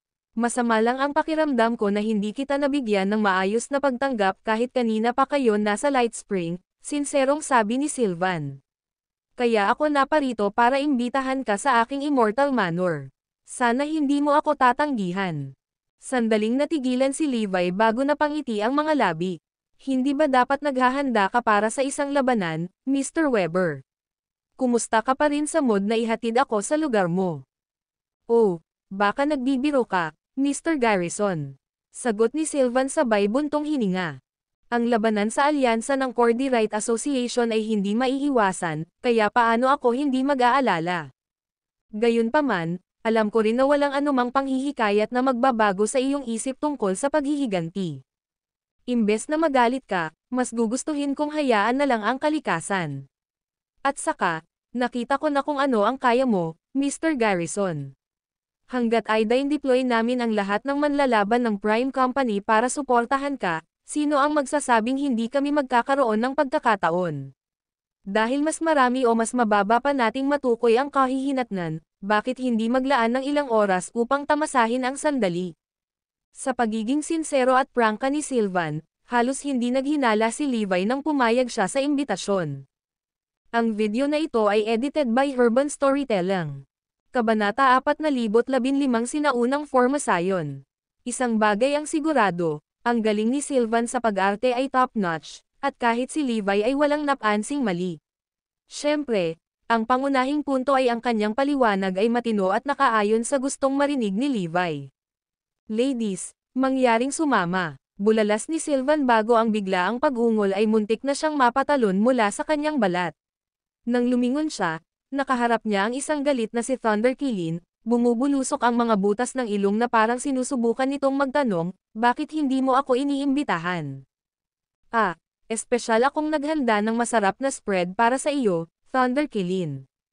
I just have not a chance to mention it, nagmamadaling paliwanag ni Sylvan. Ay nako, nasaksihan ko ang kakilakilabot na husay sa pakikipaglaban ni Thunder Killin para sa sarili ko, at kahit ako ay hindi ko kayang maabot ito. Kung galitin ko itong King Class Spirit Beast, baka magalit lang ito at mapuksa ang Light Spring. Agad na napaungol si Thunder Killin sa tuwa na tila ito ay nanalo mula sa isang matinding labanan. Pero hindi napigilan ni Levi ang mapangiti. Nako, sa hitsura nito, tila sumuko na si Thunder Killin sa pagpapakita ng lahat ng marilag sa harap ng mga tao. Dahil doon, umalis sina Levi, Larissa, Sherriette, at Thunder Killin para sa kanilang destinasyon sa cloud ship ni Sylvan. Makalipas ang halos isang oras, dahan-daang bumaba ang cloud ship sa Light Spring. Nakarating na kami, Mr. Garrison. Nakangiting sabi ni Sylvan. Habang pinagmamasdan niya ang sira-sirang gusali sa harapan nila, hindi mapigilan ni Levi ang pagkunot ng noo. Mr. Weber, ito ba ay isang uri ng biro? Hindi naman, Mr. Garrison. Hindi ako magkakaroon ng lakas ng loob na makipaglaro sa iyo ng ganyang kalokohan. Pagpasensyahan niyo na po, maiintindihan mo rin sandali. Sa sumunod na segundo, nagmarcha si Sylvan patungo sa kalaw-angin na gate na nakapalibot sa run. Pababa sa looban at marahan itong binuksan. Pakisuyong sundan mo ako, Mr. Garrison. Magalang niyang sabi. Sa kabila ng pagkalito, ginawa ni Levi ang itinuro at sumunod kay Sylvan sa looban. Gayunpaman, sa sandaling lumakad ang grupo sa gate, ganap na nagbago ang kanilang paligid. Ang lugar sa harap nila ay ginawang magandang vintage courtyard na may mga pavilion, estatwa, at magandang hardin. Ang simpleng stone tiles at pond ay ganap na umakma sa isa't isa habang ang malumanay na harp music ay dumadaloy sa mga puno at palumpong. Ang musika ay nakapapawi at nakalalasing, at ang bawat nota ay may epekto sa paglilinis sa isip at kaluluwa ng isa. Klang! Ang kinakalawang na tarangkahan ay biglang nagsara ng mag-isa, at sa oras na lumingon si Levi upang tingnan ito ay nawala ng walang bakas. Ito ba ay isang sinaunang porma sayon? Curious na tanong ni Levi. Iyan ay kahanga-hanga, Mr. Garrison. Sagot ni Sylvan sabay tango. Oo, tama ka talaga. Dahil kailangan naming ilayo ang lugar sa mga mapanlinlang na mata, gumastos ang Prime Association ng malaking halaga sa pagkuha ng Array Master para iset up ang formation na ito. Tinatawag namin itong Immortal Manor, at ito ay nakalaan lamang para sa aming mga pinakakilalang bisita. Ikaw ang unang taong naimbitahan dito sa loob ng halos 30 taon, Mr. Garrison. Napangiti si Levi habang tahimik na pinagmamasdan ang paligid. I can't help but think there was some bullsh asterisk T mixed in those words, but nevertheless, I have to admit this place is befit its name. Ang mga ulap ng umiikot na ambon ay nagmumukha itong isang eksena ng diretsyo. Langit, isa talaga itong Immortal Manor. Sumama ka sa akin, Mr. Garrison. Naghanda na ako ng handaan para sa iyo. Biglang napaungol si Thunder Kilin sa kagubatan sa di kalayuan. Nang makita iyon, napangiti si Levi. Sige, maaari mong galugarin ang lugar, ngunit mangyaring tandaan na kontrolin ang iyong kapangyarihan. Ayokong sirain mo ang napakagandang lugar. Hindi makontrol ang pananabik, mabilis na tumalon si Thunder Kilin sa hangin at nawala sa kagubatan. Naglagay din kami ng napakalaking energy gathering array dito para mag-imbak ng mataas na konsentrasyon ng purong espiritual na enerhiya. Kaya naman gustong-gusto ito ng mga spirit beast, paliwanag ni Sylvan habang patuloy siyang nangunguna. Hindi nagtagal, dinala ang grupo sa isang maluwang na bulwagan. Ang pangunahing bulwagan ay pinalamutian ng elegante, at ang bawat piraso ng webbles at palamuti ay inukit mula sa mataas na kalidad na kahoy. Ang pinakamagandang bahagi, gayunpaman, ay ang 4 na pulang sandalwood na mesa ay maayos na naayos, bawat isa ay may masarap na pagkalat na inilatag dito.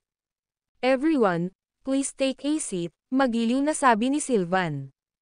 Ang video na ito ay edited by Herban Storytelling. Kabanata 4016 na Laid Siege.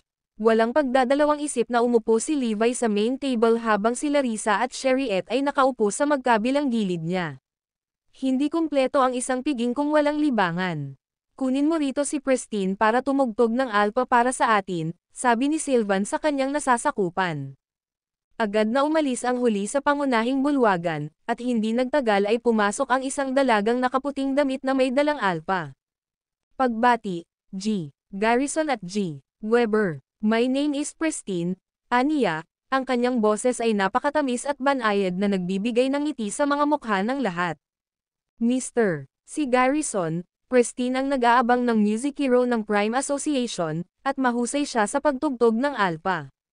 I hope you'll enjoy her performance, sabi ni Sylvan na nakangiti pa rin hanggang tenga. Tumanggo lang si Levi at sumulyap sa harpa. Wow! Napakaganda talaga ni Pristine. Sina Sherriette at Larissa ay walang alinlangan na mga nakakamanghang dilag, ngunit kahit na hindi sila makakaya sa kanya. May balak kaya si Sylvan na akitin niya ako. Pagkaraan ng ilang sandali, nagsimulang tumugtog ng alpa si Pristine, na pinupuno ang bulwagan ng napakagandang musika. Hindi lamang ito malambing, ngunit mayroon din itong pagpapatahimik na epekto sa kalooban ng lahat. Hindi na kailangang sabihin, ang grupo ay nasiyahan sa kanilang pagkain ng lubusan, at ginawa rin ni Sylvan ang isang upang maiwasang ilabas ang paksa ng Cordy Wright Association.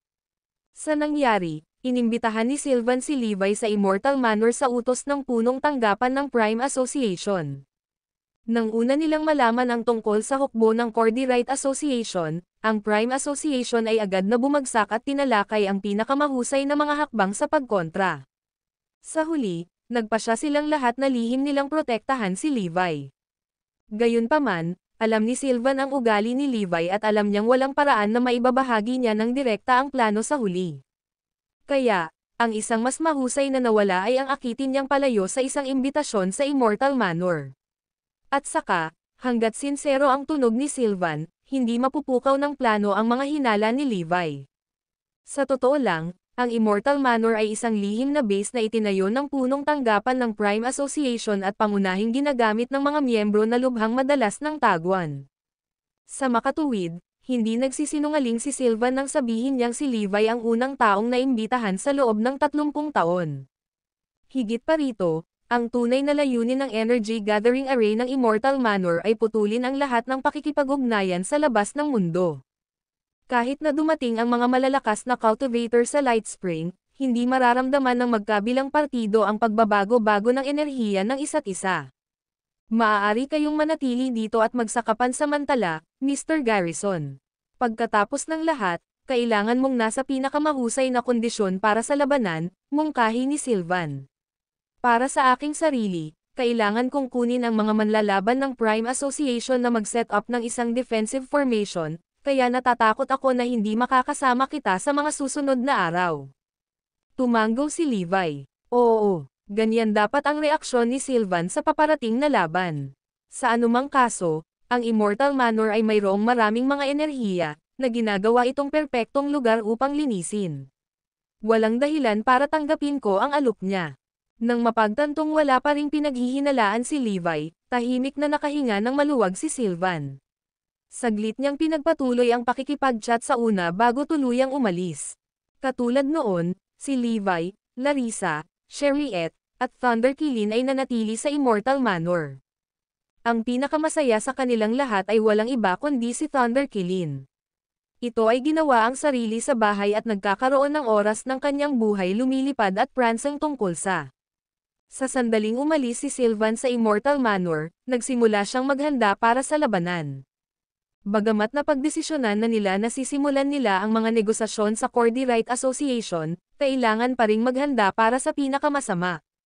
Pagkatapos ng lahat, kung ang mga pag-uusap ay matuloy, ang Prime Association ay walang pagpipilian kundi gawin ang alyansa. Well, maganda ang simula ng aming plano. Natapos ko na ang aking unang misyon, at ang mga manlalaban ng Prime Association ay kasalukuyang patungo sa Light Spring. Dahil napatahimik si Levi, makakapagpahinga na ako dahil alam kong hindi siya makakaalis sa Immortal Manor maliban kung i-activate ko ang switch. Samantala, ang lahat sa Astralune Sect ay nahulog sa estado ng gulat. Umalis si Levi at iba pa sa punong tanggapan, kaya kakaunti lamang ang mga mandirigman ng Prime Association at humakbang upang tumulong sa kanilang depensa. Sa muling pagtitipon ng Cordy Wright Association ng napakalakas na hukbo, alam ng Astralune Sect na hindi sila magkakaroon ng pagkakataon kung atakihin sila. Hindi nakakagulat, ang stress ay dumating kay Quirina, at hindi siya makakain o makatulog ng maayos. Gayunpaman, ang pinakakinatatakutan niya ay kung paano siya hindi nakatanggap ng tugon mula kay Levi. Nakailang text na siya sa kanya, bakit hindi siya nag-reply? Ang video na ito ay edited by Urban Storytelling. Kabanata 4017 sa ibang antas. Paano ito nangyayari? Dapat ay gumagana ang aparato ng komunikasyon. Hindi maisip ni Quirina kung bakit wala siyang natanggap na tugon mula sa device, dahil gumana ito ng maayos noong nakaraang araw. Ipinaliwanag pa ni Levi ang sitwasyon sa Light Spring. Kumusta, Lord Morel? Hindi mo pa ba nagawang maabot si Lord Garrison? Hindi tayo pinabayaan ni Lord Garrison, di ba? Ang Cordy Wright Association ay nakaipon ng isang hukbo 12-dosenang beses na mas malaki sa oras na ito. Natatakot ako na kahit si Lord Garrison ay hindi magkakaroon ng pagkakataon. Hindi ako aasa sa Prime Association. Ang mga ito ay mga negosyante na nagmamalasakit sa mga kita lamang pagkatapos ng lahat. Huwag kang magtaka kung bigla silang magdesisyong tumakas sa harap ng napakalakas na kalaban. Maraming matatanda ng Astralune sect ang nababalisa, kung hindi man nag-aalala o natatakot. Tulad ng pag-aalala ng mga matatanda, napabuntong hininga si Quirina. Ang bawat tao ay para sa kanyang sarili kapag ang problema ay kumakatok, at iyon ay totoo lalo na para sa pagkalkula ng Prime Association. Mag-a-atras sila sa sandaling ang kanilang mga pagkalugi ay lumampas sa kanilang mga kita. Hindi si Lord Garrison ang uri ng tao na tatakas kapag nakikita ang problema. Huwag tayong masiraan ng ulo. After pausing for a while, Quirina continued, pero syempre, hindi naman pwedeng wala lang. Elder Canfield, magsama ng ilang tao at magtungo sa Light Spring sa Cloud Ship para hanapin si Lord Garrison. Tandaan na iwasang makatawag ng anumang atensyon at magulat sa punong tanggapan kung may mangyari. Kinuha ni Levi ang nakunan na parang dragon na Cloud Ship, na may pinakamagagandang premium na ultimate na armas, nang umalis siya. Ang nakuha sa Dragon's Grave Valley ay naiwan dito sa Astralune sect, at ngayon ay magagamit na ito. Samantala, nauna ang hukbo ng Cordyrite Association, kasama ang kanilang mga elite na dumating sa Cloud Ship ilang araw na mas maaga kaysa sa Tenebrous Sky Division. Kaagad, isang dagat ng mga banner at piling tao. Pinaligiran ng mga sundalo ang Light Spring na parang mga mandaragit na nagbibitag sa kanilang mga biktima. Nakatayo sa pader ng lungsod ang mga bantay pinto, kabilang ang mga mandirigman ng Prime Association. Nang makita nila ang sitwasyon sa labas, hindi nila maiwasang mag-react sa pamamagitan ng paghinga ng matalim. Tila walang katapusan ang dagat ng mga sundalong handa sa labanan, na armado at sabik sa karahasan. Ang kanilang layunin sa pagpatay ay sapat na upang magpadala ng panginginig sa gulugad ng sinuman. Kasama nila ang lahat ng uri ng espiritong hayop, ang ilan ay umungol habang nagsasampa sa lupa, habang ang iba ay ibinubuka ang kanilang mga pakpak upang paikot-ikot ang lungsod sa kalangitan. Tiniyak ng mga espiritong hayop na gagawin nila ang lahat ng kanilang makakaya upang ipilit ang lungsod hanggat maaari. Kung titingin ang isa sa direksyong timog silangan, makikita ang daan-daang tao na may mga komplikadong marka na lumulutang sa kanilang mga noo. Ang maingat na pagmamasid ay magbubunyag na ang mga marka ay nabuo sa pamamagitan ng crisscrossing ng enerhiya ng espada. Dahil sa kung gaano kalakas ang enerhiya, ang buong lugar ay tila maaaring hiwa-hiwain. Biglang, ang lahat sa pader ng lungsod ay sinalakay ng alon ng dagandong ng tigre. Nakakabingi ang tunog kaya hindi lang ang eardrums nila ang napinsala nito kundi pati ang tibay ng kanilang pag-iisip. Ang mga may mababang antas ng paglilinang ay nagsimulang makaramdam ng matinding pagkahilo. Ang Battle Tiger Tribe ay sabay-sabay na nagpapakawala ng kanilang kapangyarihan. Tila naging seryoso ang mga bagay-bagay, sabi ng isang manlalaban sa pader ng lungsod pagkatapos suriin ang sitwasyon. Kaya iyon ang magagawa ng isang tribong may kadugo na espiritong hayop. Nagpakawala lang sila ng nakakatakot na puwersa ng walang anumang babala. Hindi pa banggitin ang mga magsasaka ng espada, nagawa nilang tipunin ang kanilang sword energy nang hindi man lang iniangat ang isang daliri. Hindi pa naririnig yan. Ang hukbo ng Cordyrite Association ay napakahusay. Ibang level sila kung ikukumpara sa Prime Association. May problema ang Prime Association ngayon. Napaatras sila sa isang sulok dahil sa ilang magnanakaw. Hindi pa nagsisimula ang laban, at nararamdaman na namin ang pressure. Mahirap isipin kung gaano sila katekot kapag sumiklab ang laban. Tumingin ka dyan. Mukhang may kaunting mga cloud ship na hugis dragon na papunta sa amin. Mas mabuting magsisiksikan tayo bago tayo mahuli sa crossfire. Ang video na ito ay edited by Urban Storytelling. Kabanata 4018 Isang duwag. Maraming mga lokal na mandirigma sa Light Spring ang nag-usap sa isa't isa nang makita nila ang nakakatakot na tanawin ng malalaking cloud ship na lumalapit sa kanila. Pagkatapos ay nagmadali silang lahat sa isang tagwan na malayo. Dumagundong, dumagundong, dumagundong. Nang lumipad ang maraming ulap na hugis dragon sa kanila, ang mga mandirigman ng Prime Association ay nanginginig sa kanilang mga bota. Gayunpaman, hindi sila nang ahas na kumilos ng walang utos. Higit pa rito, Ang Cordyrite Association at ang kanilang mga kaakibat na mga sekta ay tila hindi sila sapat na matapang upang simulan ang isang pag-atake. Nakatayo si Albert sa Central Control Room ng Cloud Ship na nangunguna sa convoy, na sinamahan ng mga elite fighter na nagsilbi sa Cordyrite Association.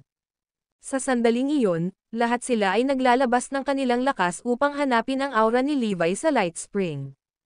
Ang mga mandirigma sa iba pang mga cloud ship ay ginagawa ang parehong upang magsuklay para sa anumang bakas ng Levi. Dahil sa kamangha-manghang bilis ng mga cloud ship at sa dami ng mga ito na magkakasabay na naghahanap, hindi sila nagtagal upang tuluyang baligtarin ang Light Spring.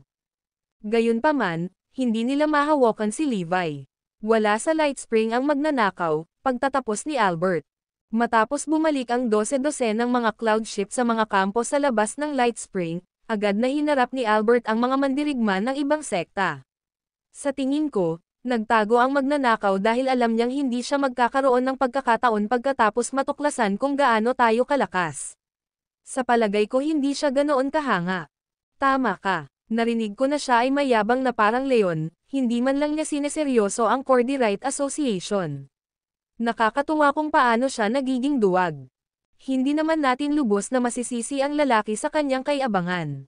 Kung tutuusin, limitado ang puwersang ipinadala namin noon, hindi pa banggitin ang suportang nakuha niya mula sa Prime Association. Iyon ay kung paano niya ipinaglaban ang ating mga tao. Sa tingin ko ang pinakamaaaring makuha ng magnanakaw ay ang pinagsamang kapangyarihan ng tatlong malalaking sekta na manlalaban.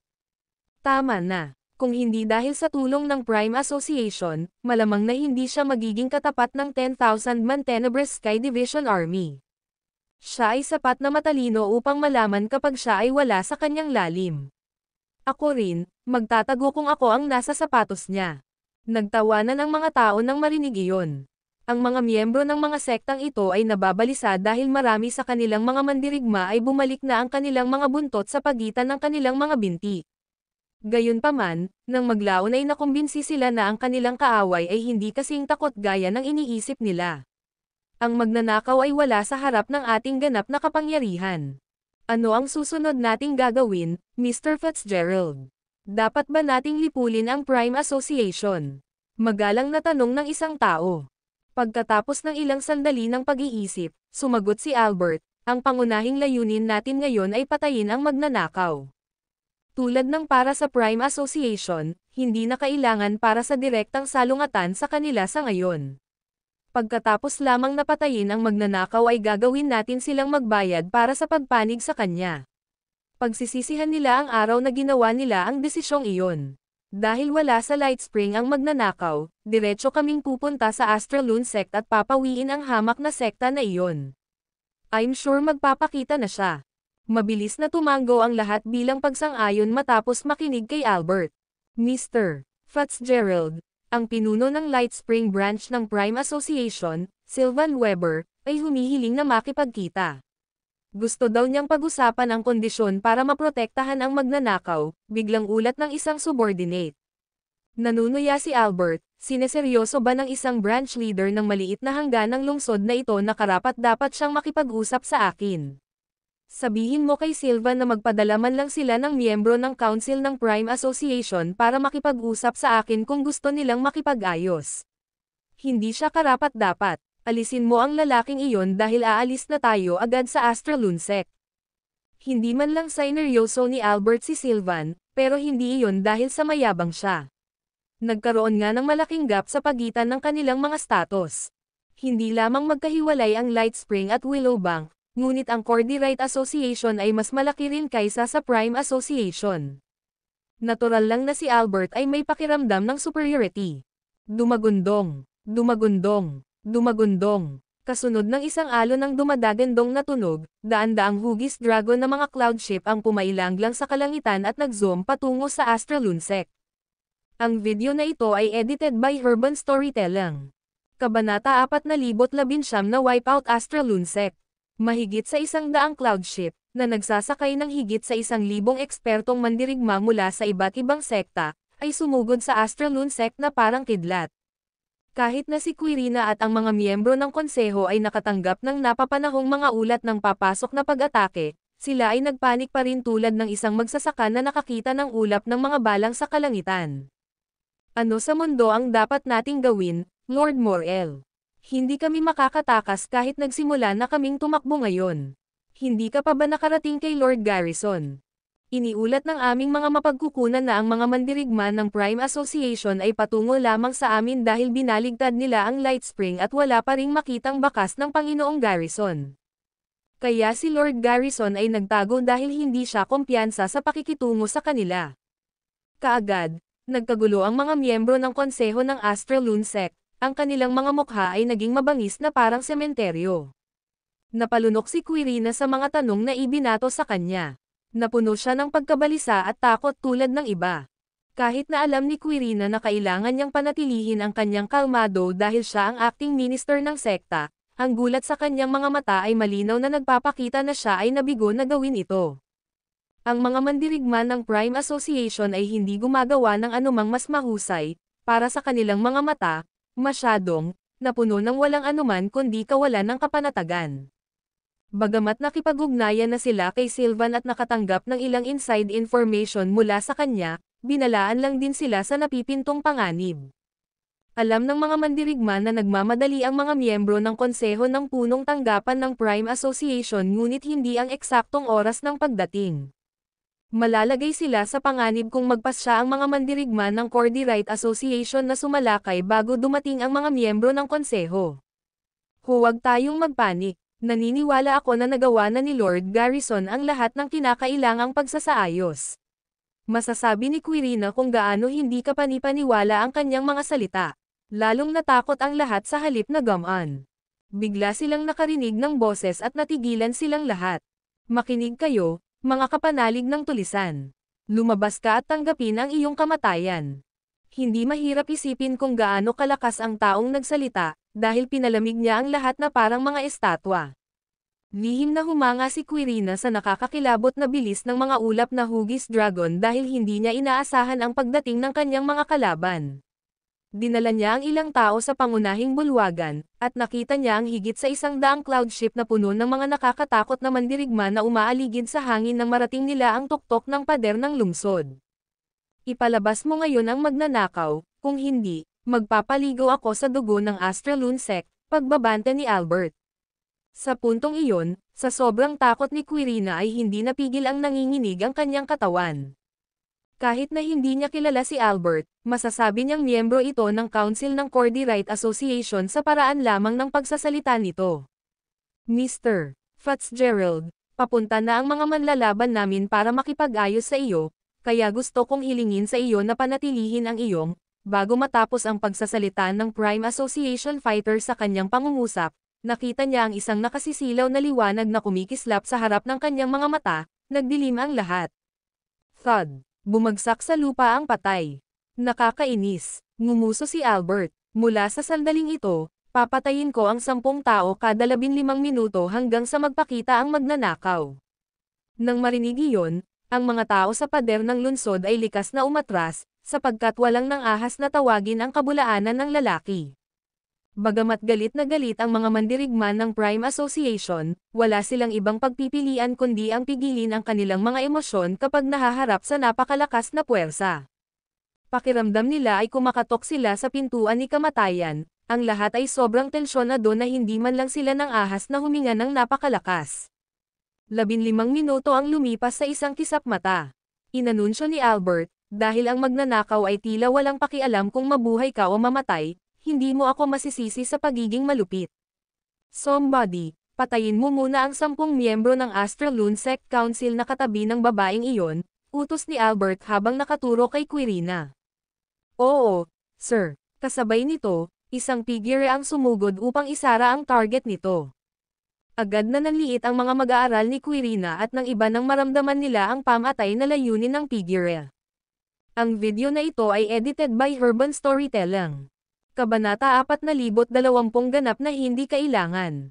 Gusto nilang iwasan ang pag-atake, ngunit naramdaman nilang parang yelo ang kanilang mga binti. Hindi sila makagalaw kahit 1 pulgada. Habang mabilis na lumalapit ang palad ng umaatake, mariing ipinikit ng mga miyembro ng konseho ang kanilang mga mata at hinintay na sumalubong sa kanila ang kamatayan.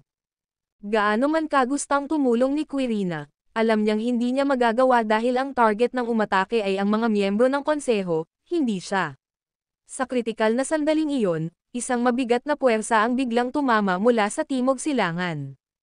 Sino ito? Biglang huminto ang manlalaban ng Cordy Right Association nang mapansin niya ang isang matandang lalaki na nakasuot ng itim na damit sa kanyang harapan. Kung hindi siya nakaiwas sa hampas ng palad ng matanda, napatay siya sa lugar. Sa halip na sagutin ang tanong, inilipat ng misteryosong lalaki ang atensyon kay Albert sa hugis dragon na ulap. Ang tagal na nating hindi nagkita, Mr. Fitzgerald. Nanatili kang magaling gaya ng dati. Malakas ang boses niya. Natigilan si Albert, ngunit mabilis siyang nanambalik. Matagal na talaga, Mr. Burton. Nandito ka ba ngayon para kalabanan din ako? Medyo galit na tanong ni Albert sa Vice Chairman ng Prime Association, si Ebenezer Burton, na ang posisyon ay higit pa kaysa kay Sylvan. Kinatawan ni Ebenezer ang asosasyon sa ilang lawak. Sa madaling salita, ang presensya ni Ebenezer ay nangangahulugan na ang Prime Association ay handa na magsunog ng mga tulay. Ano ang dahilan kung bakit mo nasasabi iyan, Mr. Fitzgerald? Nandito lang ako para makipag-ayos sa Cordy Right Association bilang kapalit ng chairman, sagot ni Ebenezer. Nang matanto ni Albert na walang balak makipaglaban ang Prime Association, nakahinga siya ng maluwag. Sige, mag-usap tayo. Pumayag si Albert na makipag-ayos ng walang dalawang isip. Pagkatapos, ginamit ng dalawa ang conference room ng punong tanggapan ng Astralune Sect bilang venue para sa kanilang negosasyon at nagsimula sa pamamagitan ng pagtalakay sa mga kabayaran. Matapos ang 3 oras na parlaying, sa wakas ay nagkasundo ang dalawang partido. Naayos na, Mr. Fitzgerald. Ang Prime Association ay mag-aalok ng 9-star ley line bilang pangunahing bargaining chip para sa kabayaran. Ang pinakahuling sandata at ang mga mahiwagang halamang gamot ay ihahatid sa loob ng 3 buwan ayon sa napag-usapan na dami. Ang mga pagkalugi ng ibang sekta ay babayaran din ayon sa iyong kahilingan. Bahala na ang Cordy Right Association para hikayatin ang ibang mga sekta na huwag padalos-dalos, pahayag ni Ebenezer sa malalim na boses. Bilang tugon dito, tumanggaw si Albert. Dahil ang punong asosasyon ay handang magbayad ng labis, ang Cordy Right Association ay magiging hanggal na hindi maglaro ng bola. Makatitiyak ka na papatahimikin namin ang ibang mga sekta. Ang kailangan lang gawin ng Prime Association ay tiyaking may hahatid ang mga pagbabayad sa aming sangay ng Willow Bank sa tamang oras. Bukod sa malaking kabayarang inaalok ng Prime Association, mabilis na nakipagkasundo si Albert kay Ebenezer dahil nakatanggap siya ng utos mula sa punong tanggapan. Napag-alaman na ang punong tanggapan ng Prime Association ay nakikipag-ugnayan na sa punong tanggapan ng Cordy Right Association sa pamamagitan ng isang kagamitang pangkomunikasyon ng si Ebenezer ay nagmadaling pumunta sa Astralune Sect para sa negosasyon. Upang maiwasan ang talo-talo na sitwasyon na maaaring samantalahin ng ibang mga sekta, nagpa siya ang chairman ng Cordy Right Association na tanggapin ang kabayaran ng kabilang partido at pabayaan si Levi. Pagkatapos ng negosasyon, bumalik kaagad si Albert sa Willow Bank kasama ang kanyang hukbo, habang inanunsyo ng punong asosasyon na si Levi ay magiging isa na sa kanila mula sa sandaling iyon at ang sinumang salungat sa kanya ay magiging kalaban ng asosasyon. Napabuntong hininga at nakahinga ng maluwag ang mga miyembro ng konseho ng Astralune Sect matapos na maiwasan ang krisis, kaya halos sumayaw sila sa pagdiriwang. Pagkatapos lamang ng kasiya siyang lutusin ang usapin ay nalaman ni Levi, na nasa malayo sa Immortal Manor sa Light Spring, na napakaraming bagay ang nangyari sa kanyang pagkawala. Damn it! Iyon ay talagang hindi kailangan.